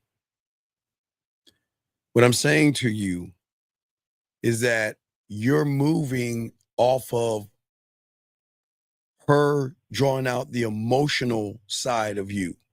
So all your decisions are based off of her influence and not yours, your own, by yourself. Does that make sense? Yeah. So if you are going to make a move, it can't be through her influence, whether she's making you feel good or make you feel bad. Because the thing that's going to make you leave is the thing that's going to make you bring your ass back. And that's the problem. And see, that's where the game comes in at. And that's why we always try to tell all you guys out here, we have to be careful by how we allow women to move us. Do you see that? Does that make any sense? Oh yeah, it makes sense. Yeah. So what I'm saying is, with the game, you got to become the student, because what you don't understand is, in order for you to dominate your world, okay, you as your own man, when you learn the game, you have to have and learn the ability to make your own choices, to have control over your life instead of being controlled. You see what I'm saying? Right now, you're being controlled. You don't have control over your life. Does that make any sense? Yes, sir. So because you don't have control of your life, all your decisions are based off of her triggering something in you. You see what I'm saying? There's a little piece, Steve. I don't want to take too much of your time, No, but you're fine. You're she's fine. the one. She's the one that's walking away. She's the one packing her shit and leaving. So Well, okay. at this point, it's not even me trying to leave her. But that's what I'm saying. That's what I'm saying is that we got to go back to your question. You still got mommy in you. So whether she leaves or not, you still feel some kind of way. That's what I'm saying, buddy. So should I just let her go though, or should I? I know you're saying I'm not ready to let her go. No, sir, but should I just let her walk out? Okay, no, but buddy, this is what I'm saying about the game. I know what I would do, but you're not me, so I can't tell you what to do because our mindsets are totally different. You don't have it in you to do what needs to be done because you're not built on that. Does that make sense? Yeah, but what needs to be done? No. You have to tell me what needs to be done. I gotta let her go. But why are you doing that? Because she's never gonna respect me because I never asked for respect from the beginning. Right. So it's like me trying to. I know. It's me trying to tell her to respect me, and she's like, "What do you mean respect? I never had to respect you. Why would I respect you now?" Well, and I get that, but that's what I'm saying. So she's been disrespecting you for 10 years, right? Yeah. Right. That's my point. My point is that you're asking something of her that you never drew a line with, big dog. You never drew that line. Yes, sir. Because your whole life you were being told what you can and cannot do. That's right. And you agreed on it. So what I'm saying is that you have to decide, do I want to let her go or do I want to keep her around? But you have to know your why, buddy. This is what, okay. I know for a lot of you young men, y'all don't want to be in these situations, okay?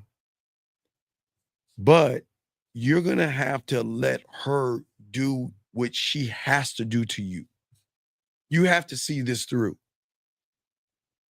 You have to see this to the end of the chapter because of what you created in the beginning of the chapter. Do you see what I'm saying?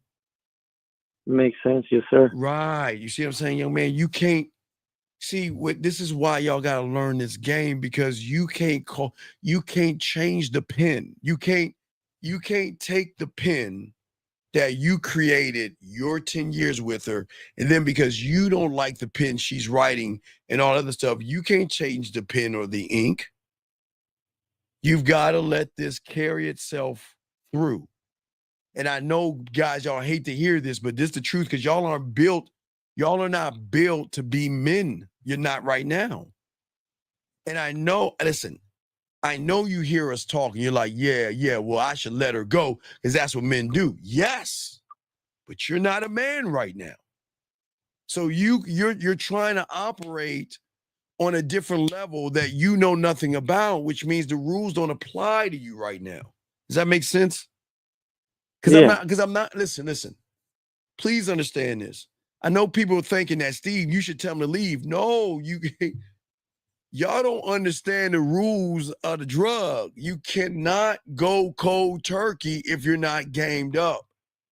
You can't just cut her off and think you're going to be okay because you're so used to being abused by this woman and disrespected that it's going to feel weird not to be abused and disrespected because then you're going to want it back because that's all you know. And what I'm saying is that you're going to have to allow her to see through this end of the chapter. You're going to have to let her leave you and walk away from you. But you walking away from her is not going to help you. It's going to bring you close. See, you can't walk away from okay. You know, like, have you ever seen someone that's addicted to drugs or an alcoholic? Yeah. And what do? I'm not going to drink anymore. I'm going, hey, look. I'm going to take that drink and I'm going to put it down and I'm going to go cold turkey. I'm going to walk away from that drink. I'm going to walk away from that crack, that heroin, or that fentanyl. I'm just going to walk away. I'm going to go cold turkey and I'm going to do that. And then what do you think? What do you think happens within a week or 2 weeks? What do you think normally happens? They go back to it. Right, but why do they go back to it? Because they feel weird without it. Right, because that's all you know. You can't walk away from the story that you created. You created the story. So the story. How do you create a new one? Wait, we can create the new story, but you're still in the chapter where you're at. When is she? You got to finish it before you start a new one. There you go. When is she leaving? At the end of the lease next month. Okay, so that the end of the story will end at the end of the month. Now, have you talked to her and got the provisions for child support? Have you gone to family court yet? Not yet. I told her I was going to put myself on it, and she wants to try to deal with it outside of court. No.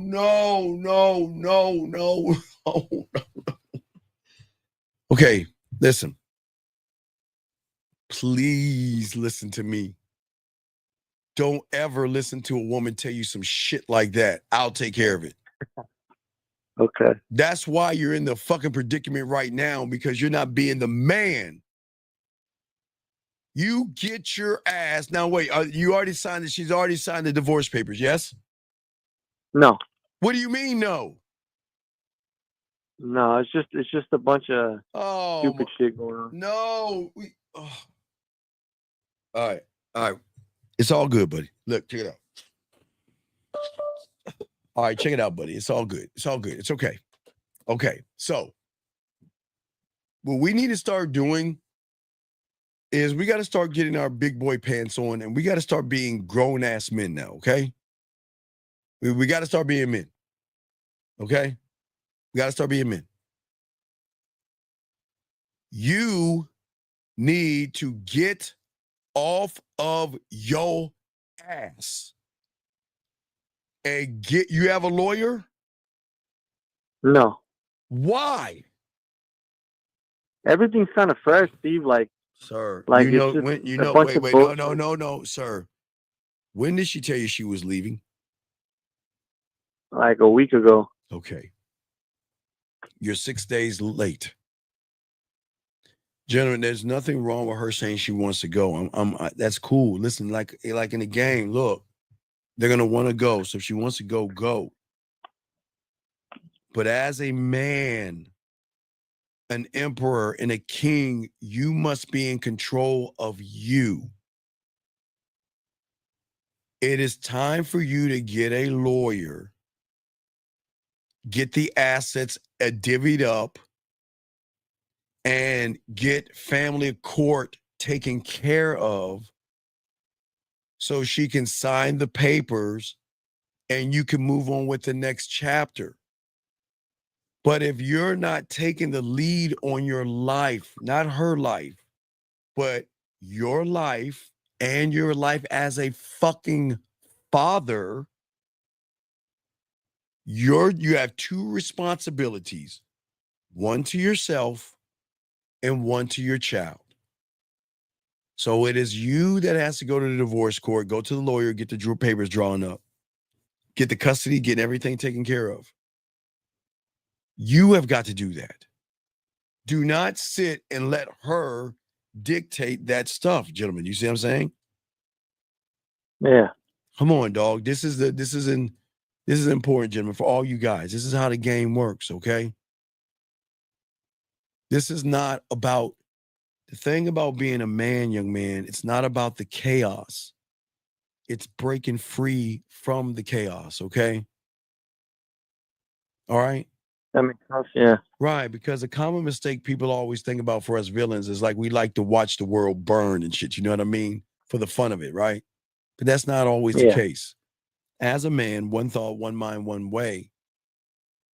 I don't want destruction for its own sake. I want you to be free from the drama and the bullshit. Okay? The destruction is just a side effect for you reclaiming your control over yourself by doing the necessary things that men do. You are no longer a husband, so you must then take the lead as a man to get the lawyer and file for divorce. You must then take the lead as a father to get the child support. Because if she's gone and y'all are separated and you're not paying child support, man, that could be a thing that she can run back and say, hey, he's not even taking care of his responsibilities. Is at that point, it's all about the court. Do you see what I'm saying? Yeah.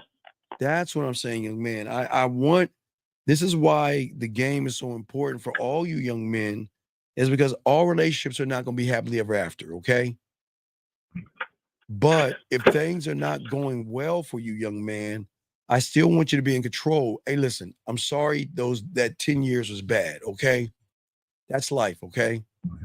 You created the hole that you're in, but you got to be accountable for that. I created this, okay? And that's what I'm saying. Remember, you said you still got this emotional investment. That's why I'm telling you, you got to do these other things. See, right now, your emotions are here. Your manhood is all the way down there, like the Grand Canyon. It's like all the way down there, right? So what we got to do is we got to build and build and build and build and build to even out, to then build to go past. But the only way to do that, young man, is by taking control of your life.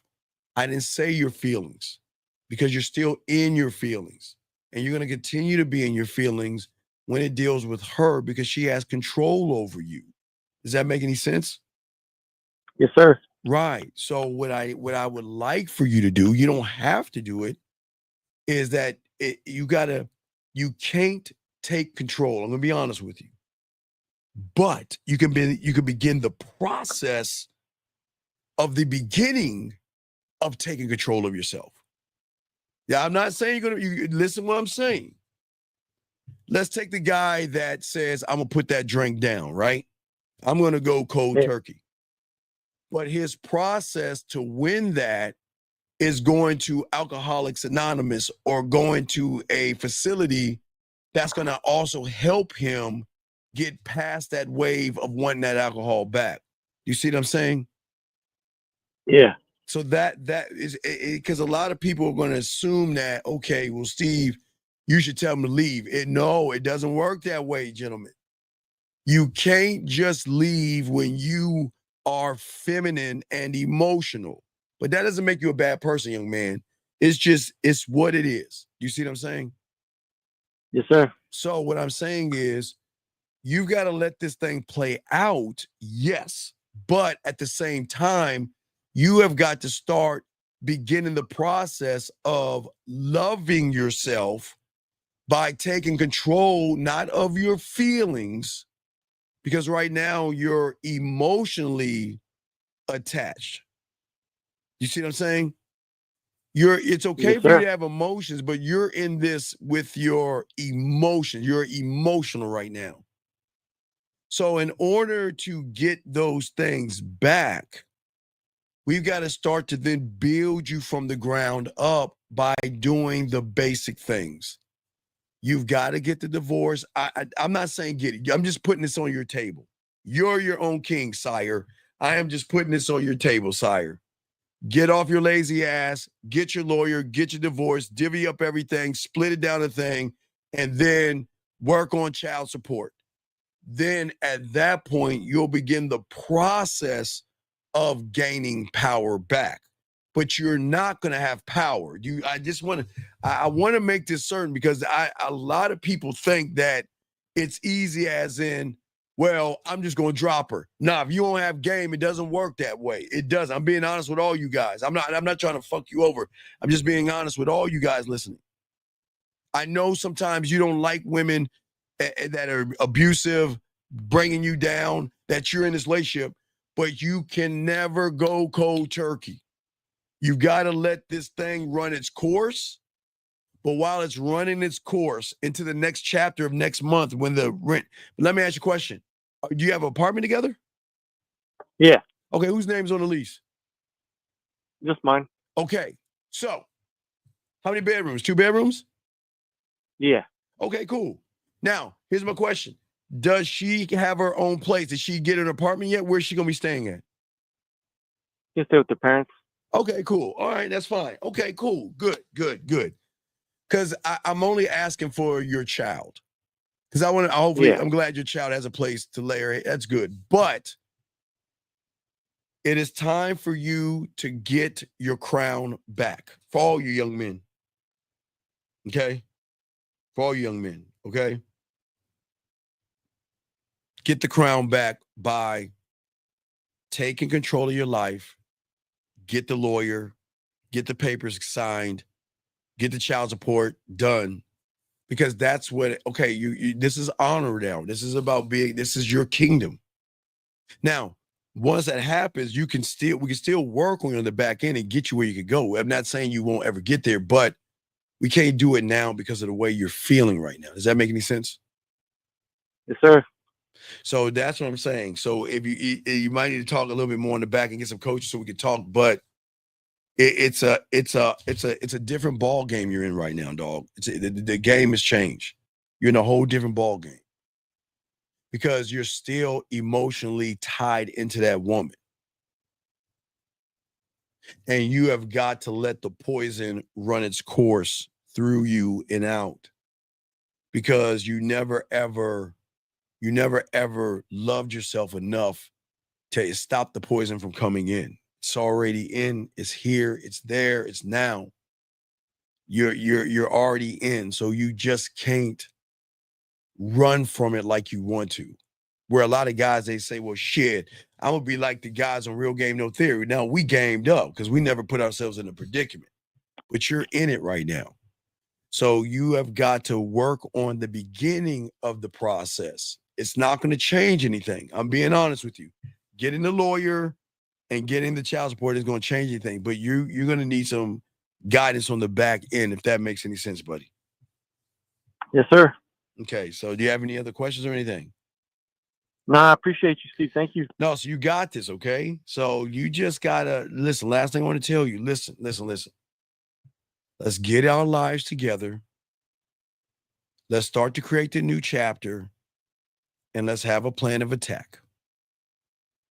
Look up the lawyers, divorce lawyers, find one, talk to the paralegal, set up an appointment, find one that you want to find, and take care of your fucking business. This has nothing to do with your feelings. This is business now.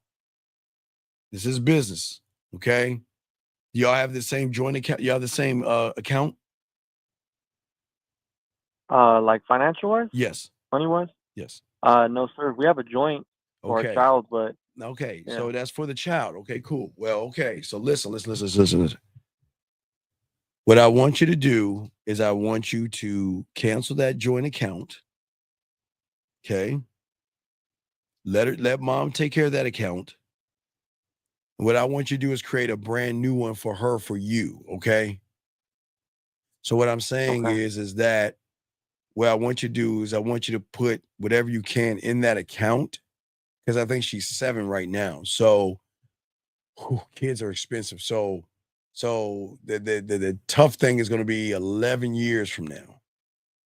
11 years from now, because at that point, you want to make sure that she has a car, college, and some money put away. So that gives you 11 years to actually put some away, because the government's not going to look at the child support. They're not going to look at the child support. So don't even, hey, think about you taking that money and just throwing it in the fire.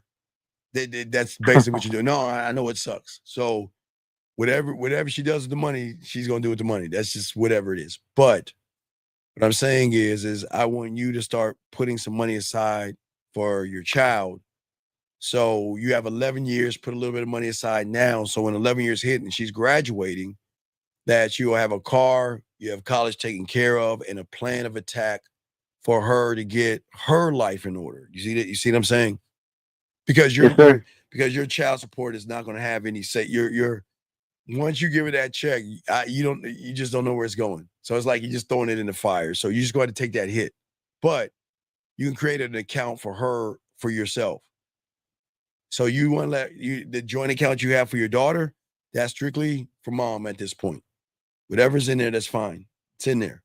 Don't touch it. That's mom to her, whatever she does with that. But you could create your own for her yourself, all right?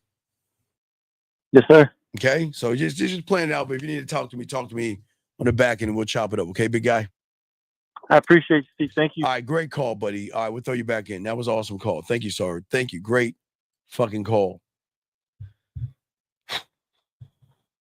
God, it's just.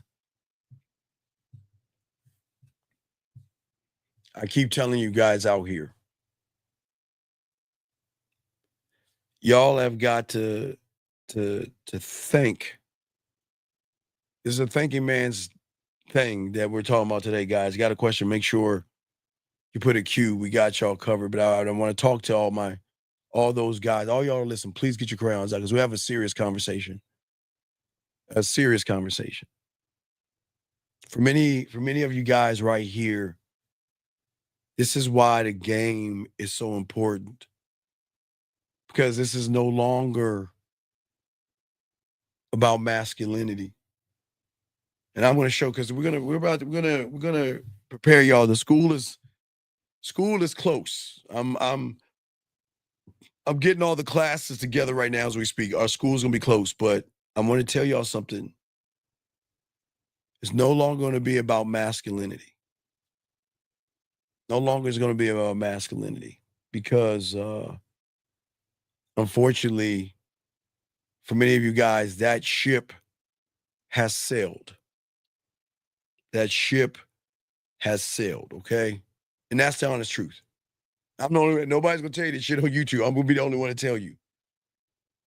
We've got to stop chasing the ghost of masculinity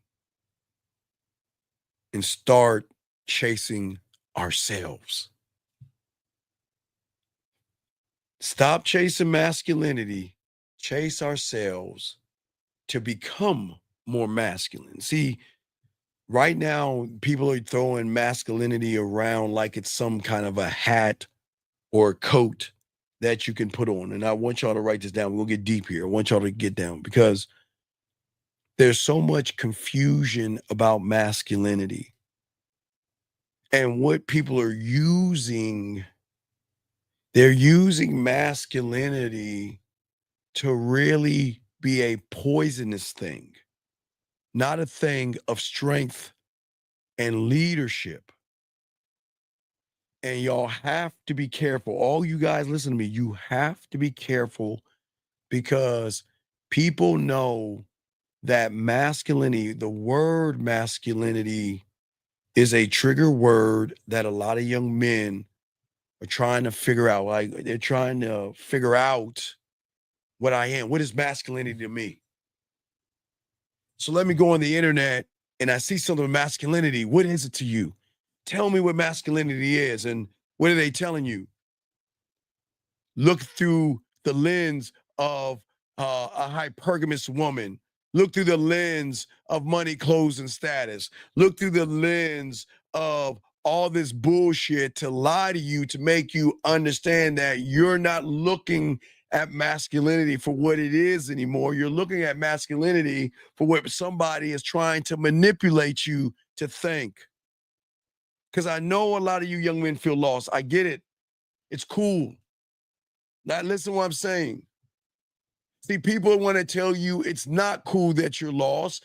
And I'm saying it's fucking awesome that you're lost. It's fucking awesome. I think it's the best thing for you to be lost. Because right now, they're lying to you, make you see, masculinity isn't toxic. It's what they're using masculinity for now that's toxic. Gentlemen, I'll tell you right now, when you learn the game, you're not toxic. You're not toxic. But the world is showing you why you're toxic. A lot of y'all are toxic because y'all believe in red pill rhetoric. You believe in manosphere rhetoric that's cloaking all the manipulative things through masculinity. I don't, for all my church aficionados, I am not trying to disrespect religion, but there are people out there that will use religion to create a cult to utilize the religion, right? I want y'all to think. I want y'all to understand something. Some people will use religion to create a cult, and in that cult, they'll use Yahweh, Buddha, God, or whatever to draw you in, to then manipulate you to follow their doctrine. What I'm saying for all you guys, this is important because nobody talks to y'all this way. And this is why we got to show y'all it is important. The days, gentlemen, it's no longer looking for a strong role model. We got to stop that. I know you want to look for someone that has strength, but the person that is doing you good and doing right by you is telling you, don't look at anybody for strength except the motherfucking man in the goddamn mirror. If they're not doing that, run.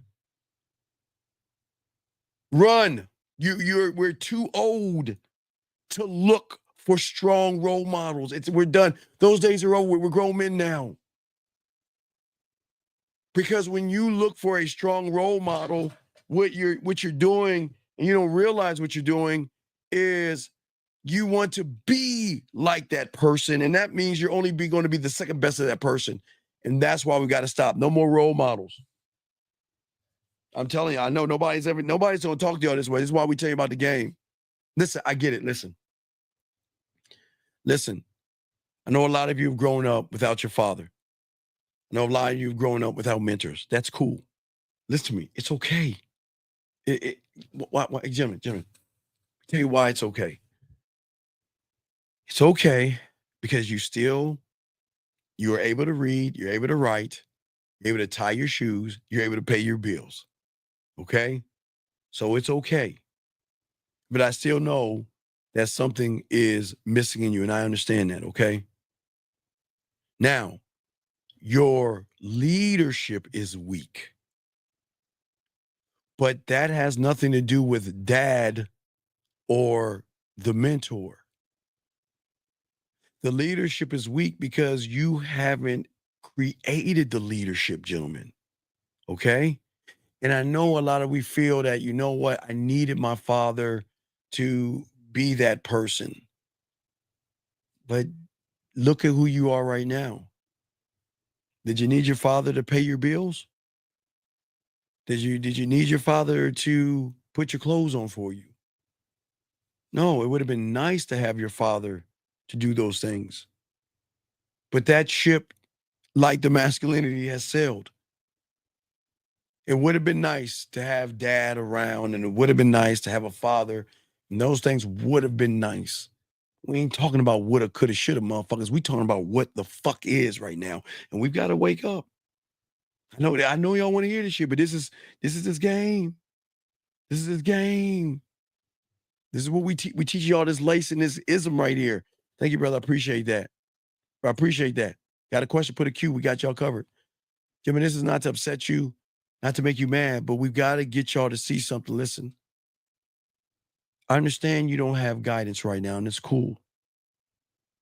Right now, because you don't have guidance, a lot of you overcompensate with either aggression, or some of you guys suppress yourselves because you felt like, I needed these things. Listen, those things would have been fine, but do you actually need it?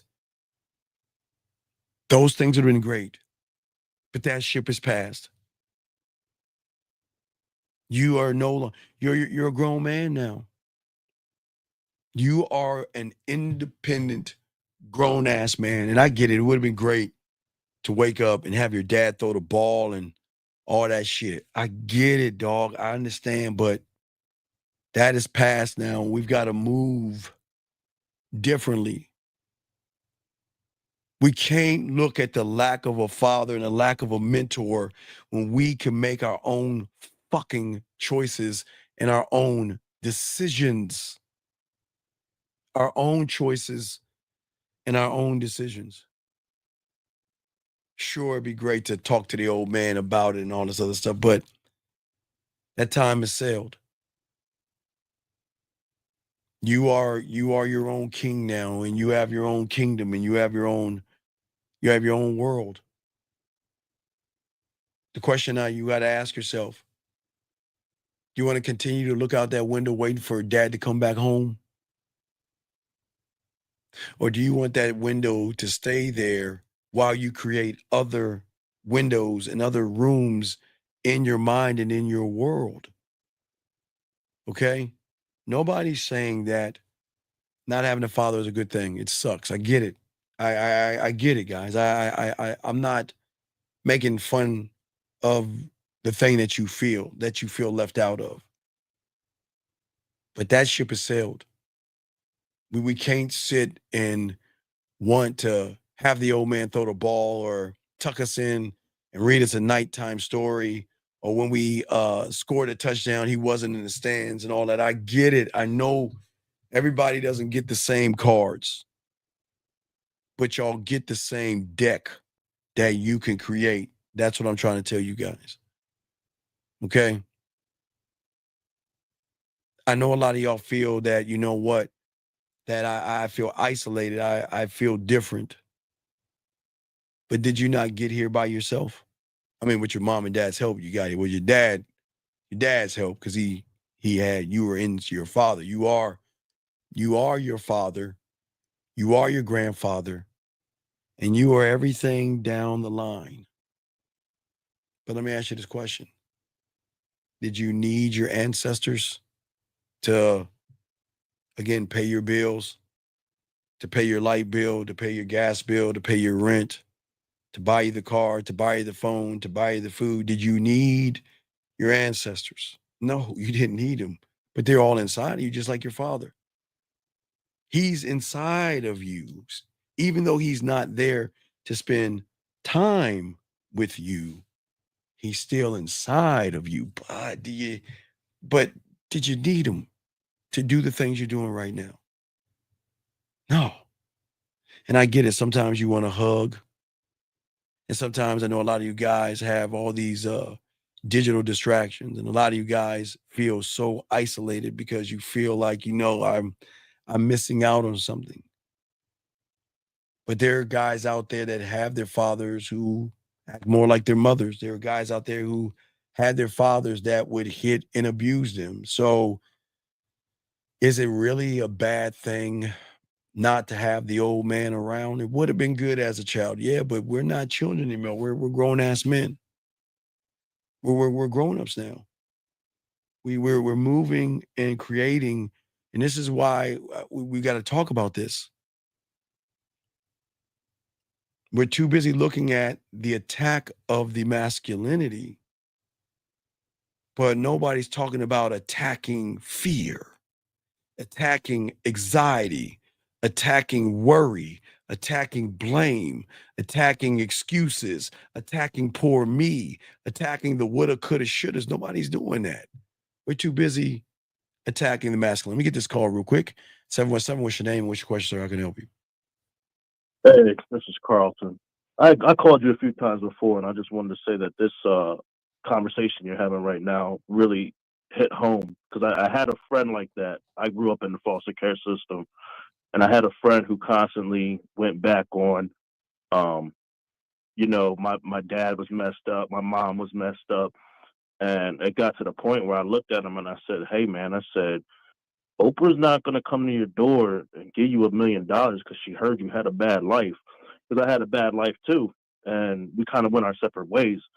Long story short, he ended up landed in jail shooting somebody, and I could have easily been that same person, but it just kind of clicked for me. Even though, I mean, my life, it was really, really rough. Foster care, group homes, you name it. But I just clicked for me. It didn't click for my brothers and sisters, but it clicked for me that I still have to make something. Yeah. You get me? No, I totally do. I totally get it. And it's hard for people out there to separate themselves from that. But I'm like, some people like, oh, I miss my dad, or I'd like to meet I met my dad, and he ended up being one of the worst people I've ever met. And it's like, I could have died back at my house with my parents. And then there's also the thought like, oh, well, maybe it would have worked out. And it's like, bro, you can't spend your time deciphering whether you're going to make it or not, or whether it would have been good or not. All you got is you in the moment. And I just wanted to say that. And for anybody going through that, just keep on pushing past that, man. Okay. Well, I thank you for the call, brother. We'll throw you back in, okay? Appreciate the call, brother. Thanks, man. I Have respect. a good one. Great fucking call. Great call. Guys, everyone calling, we got y'all. Gentlemen, do you know why you not having your father is a good thing? Because everything has its own reason, gentlemen. And this is what led you right here to my motherfucking cake ass. So everything that you're doing in your life is perfect because it led you to the person that's trying to tell you now that you don't need your father or mentors anymore. But you don't even see that. You don't even see everything that you have done has brought you to this point right here. And you don't even realize it. Because even in that fucking darkness, there could be a light to show you how to be your own light. See, in the darkness, there can be people that will use masculinity to make you feel like, well, I want to be a part of something, and they can use that against you. But gentlemen, here's the good news. You're not having a father, you're not having a mentor, everything was wrong, bad, all of whatever fucking happened to you. You know what? It led you to this moment right now. This moment we're here right now. In this moment right here, to realize that you right now, shout out, it's 11:11. Hey, hold on real quick. You know, got to get shout out to ladies. It's 11:11, ladies. Y'all know what y'all doing. But I got to talk to the guys. Ladies, hurry up. You ladies, go get in that drawer, rub the pussy, do what you got to do. I got to get back to my guys. Got to talk to my guys here. Appreciate y'all guys. Lines are open. Have a question. Please understand that you're here now. And you're getting a message that you've never heard before. And the message is simply this. We don't need to, we've got to look at the attack on masculinity is going to continue to go and happen. But we should be past the attack on masculinity, and we've got to start attacking the things here that is holding us back from our greatness, not my greatness, but yours. Okay. He says, and put a Q if you're talking to me. I'll be nice and answer this thing. He says, this woman got mad. I was talking to another woman. Now she doesn't want to talk to me. So fucking what? You're the problem. You're the problem. You're the problem. See, guys, he's the fucking problem. Because if this motherfucker had game, he wouldn't be dealing with somebody that is an ain't shit, bottom of the barrel person. But because you're an ain't shit, bottom of the barrel person, you get exactly what you deserve. So she's not doing anything wrong. I don't know why y'all guys think women are to blame. This is what you deserve because you don't love, respect, or honor yourself. So you get what you get. Welcome to the real world. Welcome to the real world. 919, what's your name? What's your question? How can I help you? Hello. What's your name, sir? And what's your question? My name is Jonathan. My question is how long I should wait before getting into a relationship. Jonathan, how old are you? I'm 29, 22. So Jonathan, why are you asking a division or a decimal question when you can't even count to 5? I can. You can't because you're asking me an asinine question because you don't have a relationship with yourself. So you are asking a dumbass. It's not a dumbass question, but it's a reason why you shouldn't be in a relationship because you're not in one with yourself because you don't have any game. And you got to fix that goddamn smoke detector.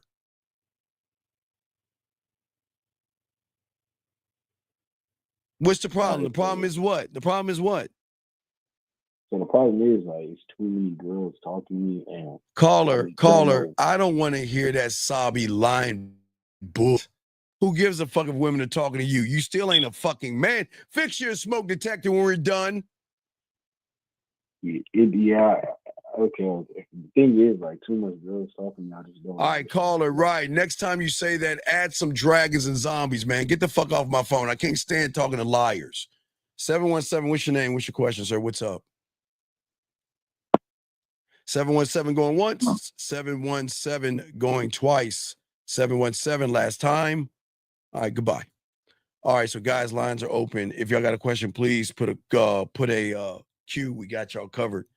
But what I'm saying to all you guys out here, that y'all, we've got to stop looking at the war. We got to stop looking at the attack of masculinity, because I don't think y'all understand what's going on. I want y'all to think about something. If we're focusing on the attack of masculinity from outside of ourselves, what aren't we focusing on internally? See, the world has a way, gentlemen, of keeping you a prisoner of your thoughts and in your mind and stuff. Last call, 717, last time. What is your name, sir, and what's your question? Oh, my name's Edward. Man. Sir, can you please get off your speakerphone? I cannot hear you. Can you off your speakerphone, please? Yeah, you can hear me now? What is your name and what's your question, sir? How can I help you? Oh, I was wondering why you was talking about masculinity. Okay, sir. Can you What hear is me? your 'Cause sir? I got a friend. Okay, sir. I'm gonna let you go. This isn't for you. Have a good day, sir. Thank you.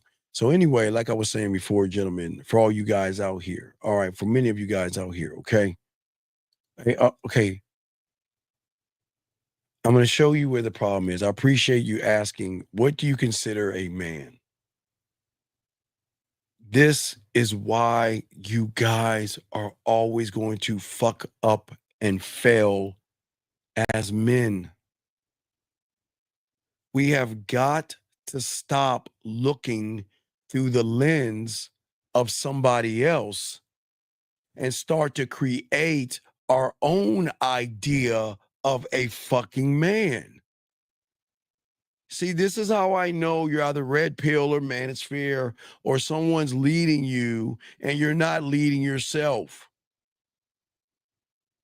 You have got to learn how to interpret the world for yourself by creating a standard for yourself, so you can stop asking the world what a man is and fucking just be one, God damn it. Everybody's going to give you a different interpretation, and they're all wrong because they're not you. The game teaches you, young man, when you're a student of the game. One thought, one mind, one way. No, come on. No, stop. You're asking, you should understand my mindset, but me telling you how to think for yourself.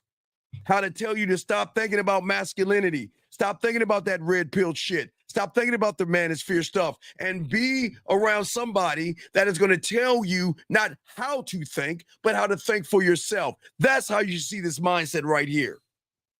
Because no matter I tell you, I don't tell you, you ain't a man in my eyes, because you don't even know what a fucking man is. But what I can tell you is that when you push aside the femininity, when you push aside the emotions, stop acting like mommy and stop letting everybody dictate what you are as a man, then maybe you'll learn something. But you got to be a student of the game. You can't understand my mindset because I'm too deep for you to understand me, because I'm not you, or never will be like you, and never want to be like you. But you don't even know what a man is to your own self. And that's not a knock on you. But the problem is, most of you guys have never been told that you got to be able to create a standard. It is okay, gentlemen, but you cannot create something from a place of just liking yourself or hating yourself. Please understand that that's the key right here. Gentlemen, that is going to be a key in all of this, because you guys do not know what loving yourself is about. And let me grab this call real quick. 830, what's your name, sir, and what's your question? Hey, Steve, this is Jose de la Cruz Jr. I got a situation here. I'm in a hospital, and my CNA she looks good. She's giving me the signals, and I can't take it no more. The best I can come up with is, I want you. How we gonna do this? I ain't got no game. That's why I'm calling in. I need some help getting in the game. Caller, why don't you just leave that woman alone? You ain't that guy, dog. All right. You're not Damn, that guy. okay. No, I'm just saying you're not that guy, dog. You want to know why? I think I am. I think Well, you wait, underestimated, sir, Steve. I just need a little bit of help. Sir, if you were the fucking guy, you would ask for what you want like the fucking guy would. You're not the guy. You don't know how to fuck. Well, why should it wait? How do I why, ask? No, no, I'm wait, not trying to catch wait, sir. sexual assault Well, here, then man. leave it. Then there you go. So your red pill thinking is why you don't need to be around her. You're not worthy of that woman. I hate to even say that shit because you're red-pilled and manosphere talking about all these mythical things. I don't want to catch an assault. Man, get the fuck out of here. That's why you got to stop listening to that red pill jargon, dog. It's got you all fucked up. Look at you, a grown goddamn man thinking that if you say something to a woman, you're going to have an assault case. Dog, you might either need some therapy or something because there's something off, fucked up, and broken in you, big dog. And I'm being dead ass serious. There's something off in you, dog. Well, then I need some help, man. So, well, no, so what I get some coaching or what? I am giving you help. Yes, you do, because listen to what you're saying.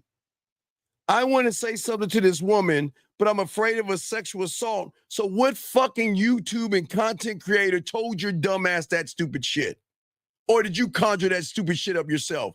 Somebody had to tell you, or you conjured it up. So who's the dumbass? I conjured it up, man. I don't fuck with the red pill dudes, man. Oh, you do, because that's how y'all think. That's how you think. How old are you? How old are you? I'm 36. You're a 36-year-old grown-ass man who can't tell a woman you're interested in her? Well, I'm in the hospital right now, I man. don't give so a fuck if it's a bar mitzvah or a wedding. Dog, like, hold on, wait, listen. This is why y'all guys will never be men, why guys like us will always get pussy. You're telling me you're 36 years old and your excuse is that you're laying in your fucking bed and you guys can't tell a woman you're interested in her? Are you serious? Does she need to give you a lollipop and a balloon first or something? What does she got to do? Give you a teddy bear, some flowers? What the fuck does she need to do for you to get off your lazy fucking ass and ask for what you want? What does she need to do? I'm trying to tell her, I want to say this. I want to say, I'm looking at you. You look good. Caller, why should a woman fuck you? Because I'm the man. I can give her what she wants. I ain't got that much experience. Right. I By just those need some help. terms, right. So don't do that because you don't know how to fuck. You don't have any game and you're bad in bed. So if I were you, I wouldn't ask her those things. I don't know why you're laughing. I'm dead ass serious. You think I'm joking? I'm laughing at myself, man. Right. Well, you right. should. You're right. I know I'm right because you ain't. Help, bro. I'm trying to help you by telling you to leave these women alone. Why don't you leave her alone and allow her to do her job? And you just sit there and get better instead of conjuring up this fantasy that because she's smiling at you and giving you bedside manner that she likes you. She's not interested in you. Let me explain something to you if you don't know. When you are in the hospital, these women have to do something called bedside manner. You know what that is? That means is be nice to you, not because she likes you, not because she wants to fuck you. She has to be nice to you to make you feel better about yourself. So what makes you think she wants to fuck you, caller? Yeah, man. I don't know. She's giving me the signals like she wants some big, man, popping that ass out. Exactly. So, all right. So you need to go ahead and go. And before I kick you out of the thing, you're going to admit to call in. So I'm going to let you go, buddy. But this ain't for you, buddy. I wish you the best of your luck, buddy. Peace out. So anyway, you got a minute to call in. You got a minute to call in. You got a minute to call in. Because motherfuckers like you want to see my mindset? I'm going to give you a minute to call in or you need to get the fuck on out. Because motherfuckers like you don't need to be in this room. This isn't for you. Yeah, this isn't for you. This is not for you. I'm telling you right now, don't waste your time here. Allow me to go ahead and boot you out now before I do it, or just remove yourself because you ain't built for this shit, motherfucker. You're not built for it. So with that, I hope that you find the manosphere, whatever. We wish you the best of luck in your endeavors. Guys, I got y'all covered. Let us continue and let us keep talking about what we're talking about. Gentlemen, but I'm saying for all you guys out here, this is why most you guys are going to have the problems that you have. Because most you guys are not looking at what you need to do to create a standard as a man. Okay? a standard. Okay? What I'm saying is, when are you guys going to rule your life for yourselves and stop allowing women, her ass and her titties, to rule you? When are you guys going to get off your asses and realize that all the stuff that y'all are dealing with is because somebody on YouTube has touched you in a way where you guys believe that women are the worst? Listen what he's saying. He wants to talk to one without catching a case. Think, gentlemen. If what you're saying, you think you're gonna catch a case, then you know you shouldn't be saying it. Is it not hard? Is that not hard or difficult, gentlemen? But gentlemen, we want to teach you things and to show you how to move as a man. Okay? You have to learn what strength is, gentlemen. And the expectations that you set for yourself is something that you are not doing for yourselves, gentlemen. This is why many of you are having the problems that you have, because you don't even have a standard. You don't have a standard. And the only way you're going to become successful is by learning the game. You must learn the game. You got to become a student of the game. Because those who are students of the game win, because they finally learn what it means to love yourself. And when you're living and moving on that level, everything changes. Everything changes. But most of you guys don't believe in yourself. Most of you guys don't like yourselves. And I know most of you don't love yourselves. But that's okay. That's not the problem. That's not the problem. Okay, you're not a problem. You are a simple solution when you soak up what we're teaching you here. Grab this call, area code 909. What's your name, sir? And what's your question? How can I help you? Hey, you asked me to call you. I'm calling. Sir, what is your name, sir? I didn't ask you to call me. What is your name? Mr. Major. Okay, then what the fuck do you want? I'm teaching a show. What do you want? Why are you asking me what I'm asking? First of all, okay, goodbye. Done with you. Done with you. I don't give a fuck about you. Anyway, so what I'm saying to y'all guys out here, the thing about the game, gentlemen, that we want y'all to learn is that when you learn being one thought, one mind, one way, is that we've got to learn self-control. Self-control means controlling your dick. A great villain never sees themselves as weak and sloppy. Gentlemen, I want all of you to hold yourselves to a high standard, not of the woman and what the fuck she wants, but one of discipline, not training. Gentlemen, I don't care how many gyms you go to, okay? All right? I don't care how many gyms you go to. You're going to the wrong gym. I'm going to say it again. I don't care how many gyms you're going to. Write this down. I'm going to show you. You're going to the wrong gym. Because that gym outside of you is not going to help the mental toughness you need here in this gym. Okay? A man who has emotional control may be seen as ruthless to women, because his ruthlessness isn't in begging for pussy, trying to manipulate pussy. He's ruthless to a woman because he just doesn't give a fuck.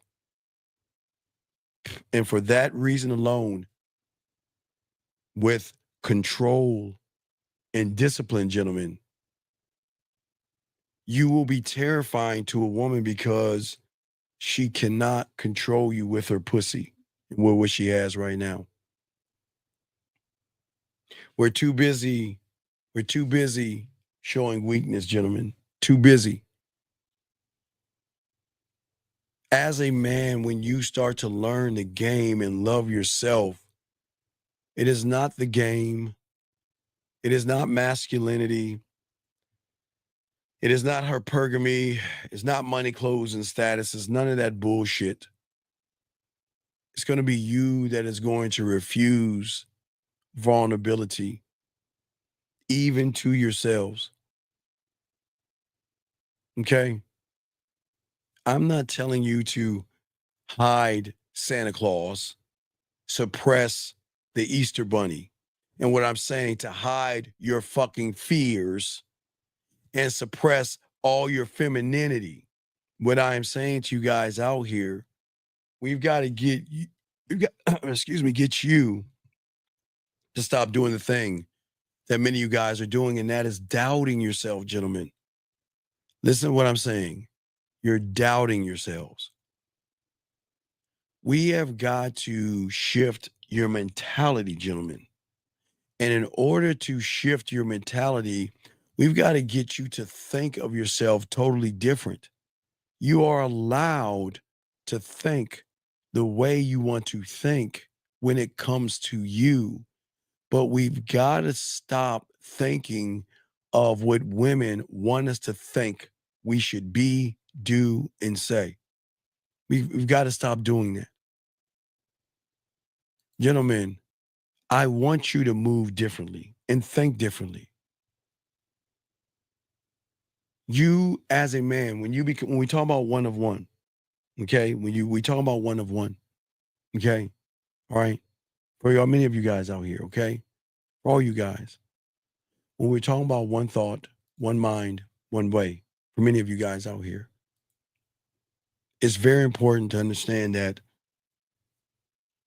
I'm not here to change who you are. That is not my job. Because my mentor told me the same thing. I used to see all the women he used to get. I used to see the women doing those things. And yet, my ignorance, I thought the game was about women. No. The game I started to learn was to understand myself while you're in this reality. Gentlemen, the problem is that you're in a reality in which you are not thriving in, but you choose to stay in. You're in the reality. You choose to be here in this reality that you're in. And as a man, I just don't exist. I rule in the reality. The difference for many of you guys, all you guys listen to me. Please listen to what I'm saying. You can't rule if you're playing by the rules of what's inside of you or what's out of you. That's what I'm saying to you guys out here. And what I'm saying to each and every, and shout out to the 170 likes. I'm going to call 717. What's your name and what's your question, sir? Oh, I need to ask you about. You Sir, what is your name and what's your question, sir? What is your name and what's your question? My name is Terry Edwards.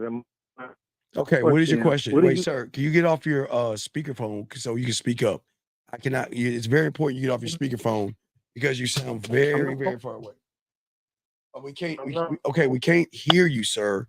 So you got to either come closer to the phone or speak it louder. We can't hear you. Yeah, what my question was, what do you think about when you say the game compared to a man just simply got him a good woman, he married a woman, they live their life together? I mean, just fuck the game, just get a good woman. And Sir, you can't get a good anything if you're not a good man. What are you talking about? What the fuck is a good woman? Well, I mean, a man can. Sir, okay, sir. Wait, sir. Please fix your phone and call back. You I'm telling you, I'm not being serious. I'm not being a dick here. Your phone is really, really fucked up. Please fix the reception or talk into it, but your phone is flickering in and out. We cannot hear you. All right, brother, take care. All right, fix your phone and call back or whatever. Just call back. But all this good woman shit, gentlemen, let me tell y'all something. Fuck that good woman shit. The fuck you mean? Why don't you just find a good woman? There's no such thing as a good woman until you learn that you need to be a good fucking man. There is no good woman in this fucking world until she realizes that I need to be good for you because you can lead me and you can elevate me and you can educate me. But there, y'all, all this fairy tale shit, man. Please get out of this fairy tale bullshit of looking for this mythical thing called a good woman when you're not even a good goddamn man. How the fuck can y'all ask for a good woman and you ain't even a good goddamn man? Can't do that. We can't do that.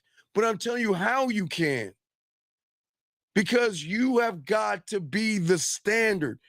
When a woman meets a man that just doesn't exist, but a man that rules because he's decisive and he doesn't apologize for who he is. Because a man doesn't need to hit a woman, doesn't need to yell at a woman, he doesn't need to shake a woman, he doesn't need to down a woman, he doesn't need to do any of those things to a woman. He can just walk the fuck away. That's why you should be unapologetic, you, and say what you need to say. And if it's going to hurt her fucking feelings, so fucking what? We never second guess ourselves. No second guessing, no hesitation. This is why your reality isn't working right now, because you're not second guessing, you're third guessing, fifth guessing, 10th guessing, 100 guessing yourselves. And all you do all day and all night is hesitate. Think about this, gentlemen. Listen to that caller before last. Steve, I'm in the hospital and I see a girl that I like, but I don't know what to say. I don't know what to do. Hesitation, second guessing, third guessing, fourth guessing, making excuses. Well, I don't want to say something, I get a case and all that other stuff.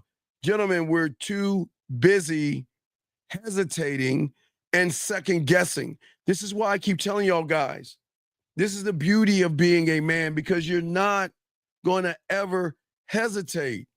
When you see her, you'll talk to her. You'll never sit and think about it. You'll just do it. The moment you start thinking is where everything's going to go wrong, because you're thinking in the reality in which you're comfortable in. You don't think in the discomfort. You think in comfort, and that's why you're not growing. You're too busy thinking in comfort. Comfort is saying, I don't want to get rejected, so I'm not going to say anything at all. Think about what I'm saying, gentlemen. But you as a one man, one thought, one way, one mind, you're going to rule your life the same way. Your word is final because it is your word. Not the word that you give her, not the word that you give the outside world. It's the word that you give yourself. Your word is final. Your word is non-fucking negotiable. I'm not just going to talk to her.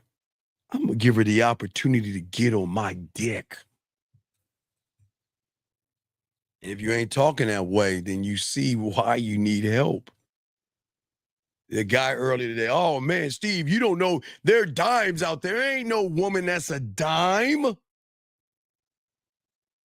She's not a dime until you say she's a dime by her actions, her behaviors, and how she's moving, not her ass and her motherfucking titties. Come on, man. Come on. What are we doing? Non-negotiable, gentlemen. Motherfucker, we never, gentlemen, listen to me. Because we're too busy chasing the masculinity, right? Remember I told y'all we're too busy chasing it. But why aren't we chasing who we are as men? We're too busy chasing this word masculinity. See, when you are that man, you don't beg for attention. You don't beg for a woman's attention. When you learn this motherfucking game, you rise to a level where it's going to shock you guys, where she must meet your standard. That's what makes you alluring to her. Because all her life, everybody's been trying to reach her standard to get her pussy. But when you got this game, you got this diamond dick, you don't run behind a piece of pussy. Because as a man, we don't waste our energy on emotional attachments and external validation. And what are we doing all day? Emotional attachments and validation. That's all we're doing. You want the woman to fuck with you? Be laser sharp. Lock in on that one thing, and that one thing is the man in the fucking mirror. It's not masculinity. It's not femininity. It's not what these women are doing. It's none of these things. You have to be laser focused, gentlemen, on yourself. On yourself, gentlemen. Listen to what I'm saying. Nobody's going to tell you this shit because nobody wants to teach you how to win. That's what's alluring to you, gentlemen, who you are.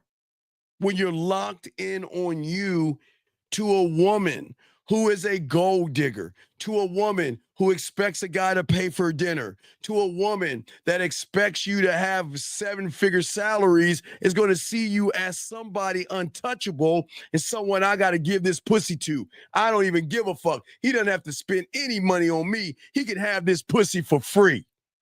And these women ain't going to tell you that shit. They'll fuck you for free.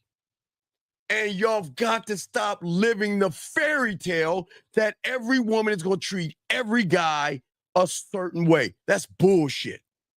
That's bullshit. I'm telling y'all right now, that's bullshit. Because when a woman recognizes that you live for yourself, that's going to change her perception of you. But if you live for others, her ass, her titties, her pussy, her time, her attention, then you have failed. And that's why, again, y'all got to think about how y'all are moving right now. Think about what I'm saying. To all young men, listen to what I'm saying. I got y'all. Trying to show y'all this game. Do you want to know why you don't live for others? Get your fucking crayons out, write this down. I can't live for others. Listen to me. I can't live for a woman. I can't live to look for my father because I already have my father in me. So you don't need to look. He's already in you, babe. He's already, your daddy's in you already. The reason why you can't is because you have to live for your own empire. You must live for your own kingdom, your own legacy. You don't give a fuck if a woman wants you to buy her a dinner. You're not doing that. You're not buying her a goddamn dinner. And I don't care if a woman says she wants a motherfucker riding a dragon. So fucking what? It's none of my business when the business I live for is me. Everything that you do, from the way you walk into a room to the way you think or in order, you got to command attention. You got to scream to that woman, and who the fuck are you? Man, the way he asked for a hamburger was God damn, I love the way. Because guys, let me tell y'all something. When y'all got that arrogance into you and you're in front of a woman at the cash register and you talk that shit and order a set, they're going to smile on their face. Oh, shit. They're going to say, God damn, who is this motherfucker right here? Because, gentlemen, when you love yourself, your presence is going to demand respect. And that it will never be by accident, gentlemen. It's because you know exactly who you are. And that's the thing she doesn't know. When you learn you, he will not know anything about you. Oh, shit, hold up. What does that mean? Whoa, we cooking right now. Say it again. Think about what I just said. When you learn you, she will never know or have met you before. But as long as you're making it about them, about her ass, her titties, her pussy, her sucking your dick, her giving you some ass and all the other stuff, she knows exactly who the fuck you are. And this is why y'all lose, because y'all ain't making it about yourselves. You're not making it about yourselves.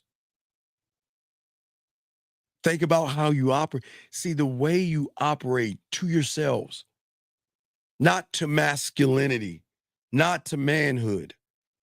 You must operate to and for yourself. Okay? You don't need to dirty your hands with every task here. That's why you have your cult. Remember, I'm the only one to tell you to have that cult. There's nobody on YouTube that is telling you to have and create that cult. You must, gentlemen, must. If y'all are new to me, don't think I'm crazy. You must create the cult. You must create the cult. That's why a man never gets his hands dirty. You must create the cult, because the cult that you create is going to do all the work for you. And when they do all the work for you and it's time for you to make the move, you already know what needs to get done and you're just going to do it. And that's why you need the cult. And I know y'all think I'm fucking crazy. And if you're new here, let me explain to you motherfuckers what the cult is, because I know y'all think I'm crazy. The cult, gentlemen, is what we're talking about in your mind. One thought, one mind, one way is a place that you create your kingdom and your empire, but you need things to love and serve you, like your scribe, your marketing team, your film room, your blacksmith, your construction worker, your judicial system, your marketing team, your culinary school, your guide, your studio, your blacksmith, all these things represent you, who you are, your blacksmith, your compass, all these things, your construction worker, your detective, your studio, your film room, your guide, your warrior, your motherfucking board of directors, your motherfucking gym, mental gym, your culinary school, your judicial system, your sexual amusement park, your marketing team, your fucking drug lab. All these things have one thing to do. And that's to work for you. And when they work for you, you don't have to dirty your hands up, because you're giving everybody a task. You are more than a total of what you think you are, because unfortunately, your mind has told you you're a one-trick pony. Who you are is going to be what you are. And that's the fucking lie, gentlemen. That's the lie. That is the lie. But remember, gentlemen, I've always told you guys, and shout out, thank you very much. Thank you. This is beautiful. Thank you. I love this shit. This is what I'm talking about. Gentlemen, do y'all see what I'm talking about? Y'all see what I'm talking about? I'm lame. Gentlemen, I am lame for telling you to love yourself. I'm lame. You're right, young man. I'm lame. Don't kick him out. Don't kick him out. I'm lame. You're right, young man. I'm lame. I'm lame as fuck. But why don't we see who you are to see if you are as lame as me? Well, looky here. This motherfucker, you little kid, you don't need to be in this room, goddammit. Oh my God, the nigga has got this. This is on his thing. This nigga's got what? Usually's woolly world. What are we doing? What are we doing? This is, you want to call me lame? Motherfucker, you got it right. You got it right. I'm lame. You get your bitch ass out of here. You're right. I guess I am lame. You're right. I'm lame. You're absolutely right. I am lame, gentlemen. I'm sorry. I'm sorry for telling you guys to love yourself. You're right. He's right. I'm a lame person, guys. I apologize for telling you to love yourself and respect yourself. I'm sorry. You're right. I'm lame for telling you to have a standard. I'm lame for telling you to love yourself. I'm lame for telling you to have a standard. I'm lame for telling you to have a mission statement, laws, rules, and codes. I'm lame, gentlemen, but you see what I'm saying? This game is not for everybody, but it can be for you. We can't change the world, gentlemen. We can't. We cannot change the world, nor can we force the world to do anything, all right? All right? Get to work. If you got to get to work, I got you. Go to work. Go to bed. Go to work. Go to bed. I got you. I just saw that. Go ahead. You good. You good. But I'm saying to all you guys out here, that's what I'm saying. We don't need to feel sorry for anybody. We just, listen, remember, gentlemen, accept people for what they are. The game is not for everybody.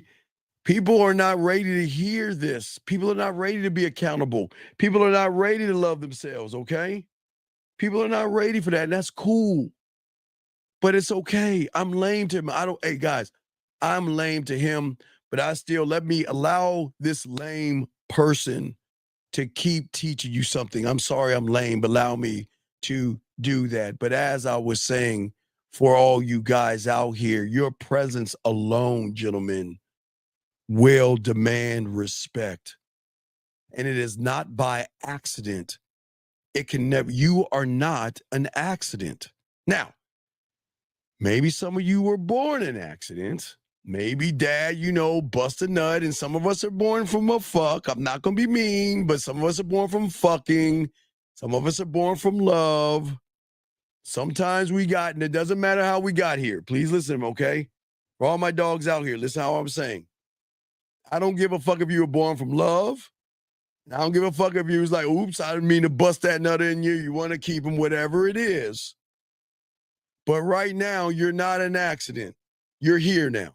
All right? You're here. How you got here, we need to not to care how you got here. But to be serious with you guys out here, you know who you are as a man. That's what we're trying to teach all you guys out here. Okay? I want to make sure you understand that, as I told you, you're getting your hands dirty, okay, by creating the world and the environment for yourself. Because right now, in your reality, okay, you're not committed to yourself. You're committed to the safety of the prison that you are in. Listen to what I'm saying, gentlemen. This is very important. Please get your crayons out. And please write this down. Guys, if you have a question, we got y'all. Put a question. Y'all can call in. We got y'all covered. We're doing everything we can to lace y'all with this game, because nobody's going to talk to you this way. And I got you, okay?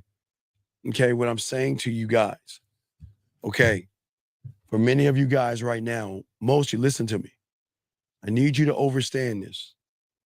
Who are you? I'm going to tell you who you are. Okay? Who are you right now? But the beautiful thing is, you don't have to be this person. But let me tell you who you are right now, for all you young men out here. Okay? Who am I? You are a prisoner of your own world. That's who you are. Because you're in a prison of comfort. Okay? You're in a place where everything is safe. You're in a place where you don't want to live. You don't want to leave. I mean, not live, but you don't want to leave it. Because where you're at right now is the problem. You should never be comfortable. You should never feel secure. Because where you are is why the problem is existing, because you're in a place of certainty and predictability. You already know what's going to happen. But is it the truth, or is it a fact that you have created? Everything within the confines of the world that you have blocked yourself out of, gentlemen, okay? Everything is keeping you safe. And that's the problem. And anything that doesn't match up to your idea is going to be discomfort. And what is discomfort? This thing called the unknown, outside of your reality. Okay. That's why we're trying to tell all you guys to learn and soak up this game. Because right now you're in peace and harmony, and the peace is bad. It is a bad thing.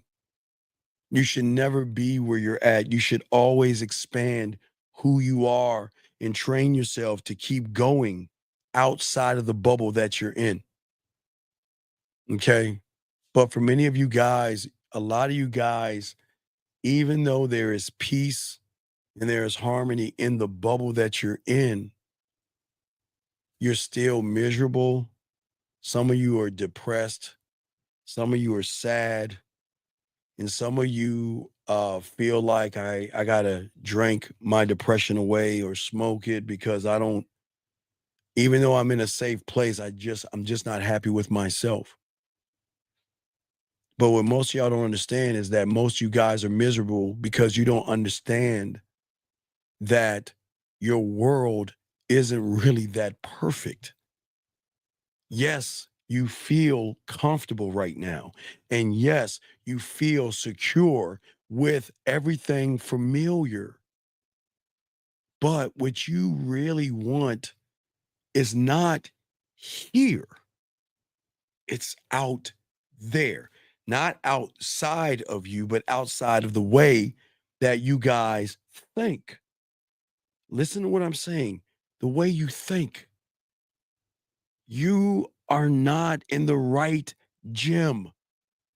Stop that workout sickness and start getting in your mental gym and change things. You can never change your mental gym from the outside of yourself. You can't. Doesn't work that way. Most of you guys out here will never leave those confines of what you feel secure in, because you choose not to step into the unknown. But why wouldn't you? If the unknown is a different part of you, why the fuck wouldn't you step into there? Why wouldn't you step into the unknown and the unpredictable you? It's you. But you want to stay away from you because you think you are actually what you are right now, and that's not you. It is the you chose to be, but the you that you can be is outside of you here. Outside of you. You, not me, not masculinity, not red pill, not hypergamy, not leg counts and all that silly shit. I'm saying to you that what if there's another you outside of you that you can go tap into to create a better you here? Nobody should be helping you with this shit. But see, people think I'm crazy by saying this shit. What I'm saying is there's an opportunity, a plethora of opportunities. And there are a million marvelous things that you can bring into your world by stepping outside of the one you feel safe in. Where you're at is the enemy. The world that you are in that is keeping you comfortable, keeping you safe, is and always will be the enemy, because that's not you. It's him. Steve, what do you mean him? Don't you mean you? No, I mean him. Him. You know who he is. You just haven't named that motherfucker. Him. Him. Or them. Well, first we'll say him, but then we can say all of them. You know who they are. He knows you inside and out, and he keeps you there. Him.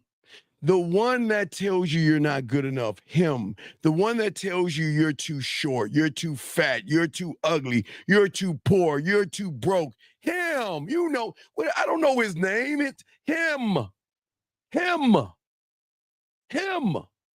I don't know who he is to you, but I know he's there, and I know he exists, and I know he exists in your mind because he is telling you how to live your fucking life, because he doesn't want you to know that there's another you outside of you, gentlemen. Not me, but you. But he is going to do everything you can to prevent that. Why would you listen to that old motherfucker? What does he know? He doesn't understand us like I understand you. Don't talk to that loser guy. Look at him. He doesn't look like us. He's old. He's black. What does he know about us? He doesn't know about us. I think we should hate him. I think he's a loser. He doesn't have your best interest. He's trying to teach you to leave me. And why? Check it out. Why would you leave me? Am I not the one to help you find your keys when you lose them? Am I not the one to help you find your wallet when it's missing? Am I not the one to show you a faster way to get to work? Why would you want to get rid of me? He doesn't like me. And if he doesn't like me, he doesn't like you, so he doesn't like us. So you see how that works, gentlemen? See how he talks to you? Area code 817, what's your name, sir? And what's your question? How can I help you? Hello. What is your name, sir? And how can I help you, sir? Yeah, this is KC, Flint, Michigan. Sir, what's your question? How can I help you, buddy? What's up? Yeah, last time I talked to you, you cussed me out real bad. Sir, okay, we're not talking about last time. How can I help you this time? What's going on?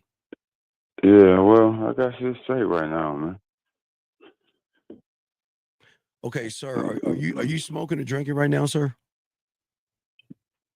No, I'm not. Okay, I'm just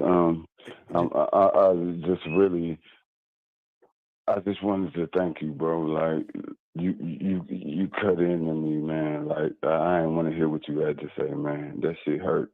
But no, sir. I'm not here to hurt you. I'm here to break you.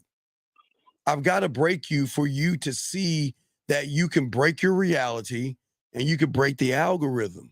I'm not the bad guy. I'm just the guy that is not going to put up with you hating yourself. And I'm the guy that loves himself. So I know what it's like to love yourself. So I'm saying stop hating yourself. And the only way I could do that is break you. Does that make any sense? Yeah, it makes complete sense. Right. And, yeah, like I get it. Right. Like you was like talking about like what am I on? Like no, I ain't on none of that shit. Not no more. Well, you know what? I want you to be on a nut. No, I want you to be. I told you I'm a crackhead. I'm an alcoholic. I have a gambling addiction. Because I want you to be on the same shit I'm on, dog. Me. I smoke me. I drink me. I gamble on me. Boy, the fentanyl of me is a motherfucker because that's my highest high right now until I can find something stronger than the fentanyl of me. So that's what I'm saying, young man. I'm not talking about outside substances. I'm saying is let's get our life in order. Let's stop sitting on our asses. Let's create some beauty. Let's create something for ourselves, for maybe yourself or your future. That's all I'm saying, young man. Yeah, man. You really opened my eyes up to some shit. And yeah, you really got my shit straight, bro. You know, I thank you for that. No, don't thank me. Hey, I'll have to take that back. Don't thank me. I don't need your thing. You did it. I didn't do it. You did it, brother.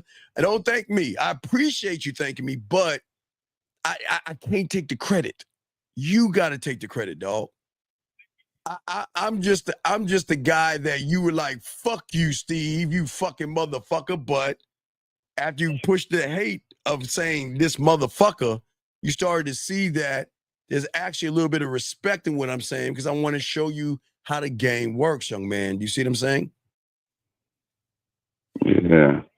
Yeah, because I hated you when you said that shit. I know, hey, but that's cool. I need you to hate me because if you hate me, I'm breaking you. We got to break you, baby. We got to get you out of the prison that you're in. But I'm not going to break you free. You got to break yourself free. Yeah, you real. No, you're real. No, I know what I am. I'm saying you're real. Fuck what I am. What are you? You're real. That's what I'm saying, brother. That's what I'm trying to get you to see. And when you can see that, you change your reality. You expand what has never been expanded before. That's all I'm saying, young man. Does that make sense? Yes. So you got this shit. Hey, dog, I can't wait for you to tell me about your fentanyl because, man, my motherfucking fentanyl of me, man, I'm high as fuck right now. And I'm drunk as fuck. Because, hey, man, I'm drinking some of the Hennessy of me. I'm eating some of the fentanyl of me. Man, I'm cracked all out on me. But that's what I'm saying. The question is, I'm trying to get you to do it here. No, I'm saying, dog, here, dog. And here. You see what I'm saying, man? Here in your mind. All right? All right, so you have a question, you let me know, but I'm gonna throw you back in. I got you, brother, okay? All right, bro. You got this, man. I'm proud of you. You got this, young man, okay? Thanks, bro. All right, respect to you. Great call. That was a great fucking call. But that's what we talking about in this motherfucker, guys. I am not the bad guy, but I will be if it means that I break you. I've got to break you because you don't know how to break yourself. And I've got to get you to see the beauty, the worth, and the value that you have for yourself. Fuck who I am. I'm saying learn who you are and break those walls down so you can expand who the fuck you are. That's what I'm saying for you guys out here. Right here, shout out to the 191. Yeah. Oh, yeah. No.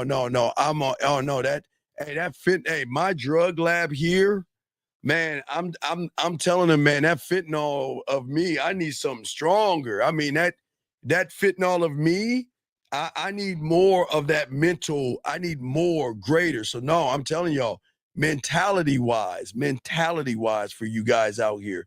But let us continue, guys, and we're breaking it down, guys. Got a question. We got y'all covered, but I'm trying to get y'all to see the game that is different because I want you young men to start to commit to yourselves. You can be unstoppable. You are the weapon. You are the weapon. Think about what I'm saying to you guys. You are the weapon. You are authentic. There is no one like you. You don't follow trends. You're the trend. See what I'm saying? You don't seek approval. You only seek it from yourself. Eric code 469. What's your name, sir? And what's your question? How can I help you? Yeah, so I'm asking you or I'm asking sir, what is your name, sir? And what's your question?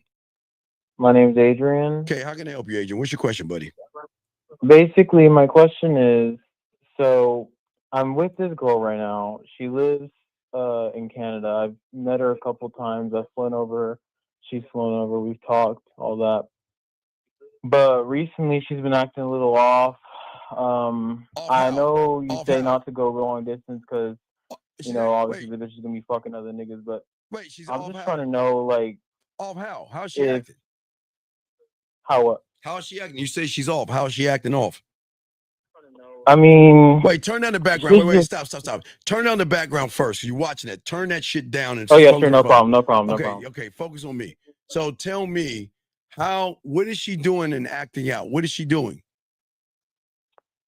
Well, normally we call like every day, which I know is some pussy shit, but you know, you gotta do what it is. So we call like every day.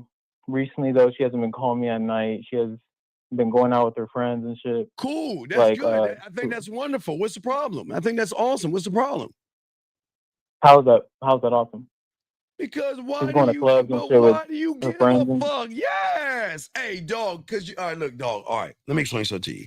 I say this with love and kindness, so please don't let this hurt you. But if you knew how to fuck and learn how to fuck like I showed you how to fuck, eat pussy, and be that guy, you would be cool with it. Because I have no problem with a woman going to the club and hanging out with other guys. Because they can't make that pussy purr the way I can. And only a person who can't make that pussy purr is going to worry about his girl going out. I don't give a fuck. Please, somebody. Hey. Well, the thing is, but what? She don't got a pussy. She got a dick. Like, well, but what this ain't no. I know, but dog, what I'm saying to you, you deserve what you deserve, though, dog. But guess what, dog? Wait, you don't hear it? Hear what? I thought you can hear it. Wow. You can't hear that. Hear what? I'm saying you. Damn it! I'm sorry, dog. It's just me. I just sometimes in my mind I hear things. You don't hear it? What you mean? Wait, guys, chat room. Do y'all hear it? Oh, wait, I'm sorry. Oh my God, I'm sorry. That wasn't it. I thought you heard. Wait. Steve, he's a cupcake. He's nothing but a cupcake. Am I the only one to hear this?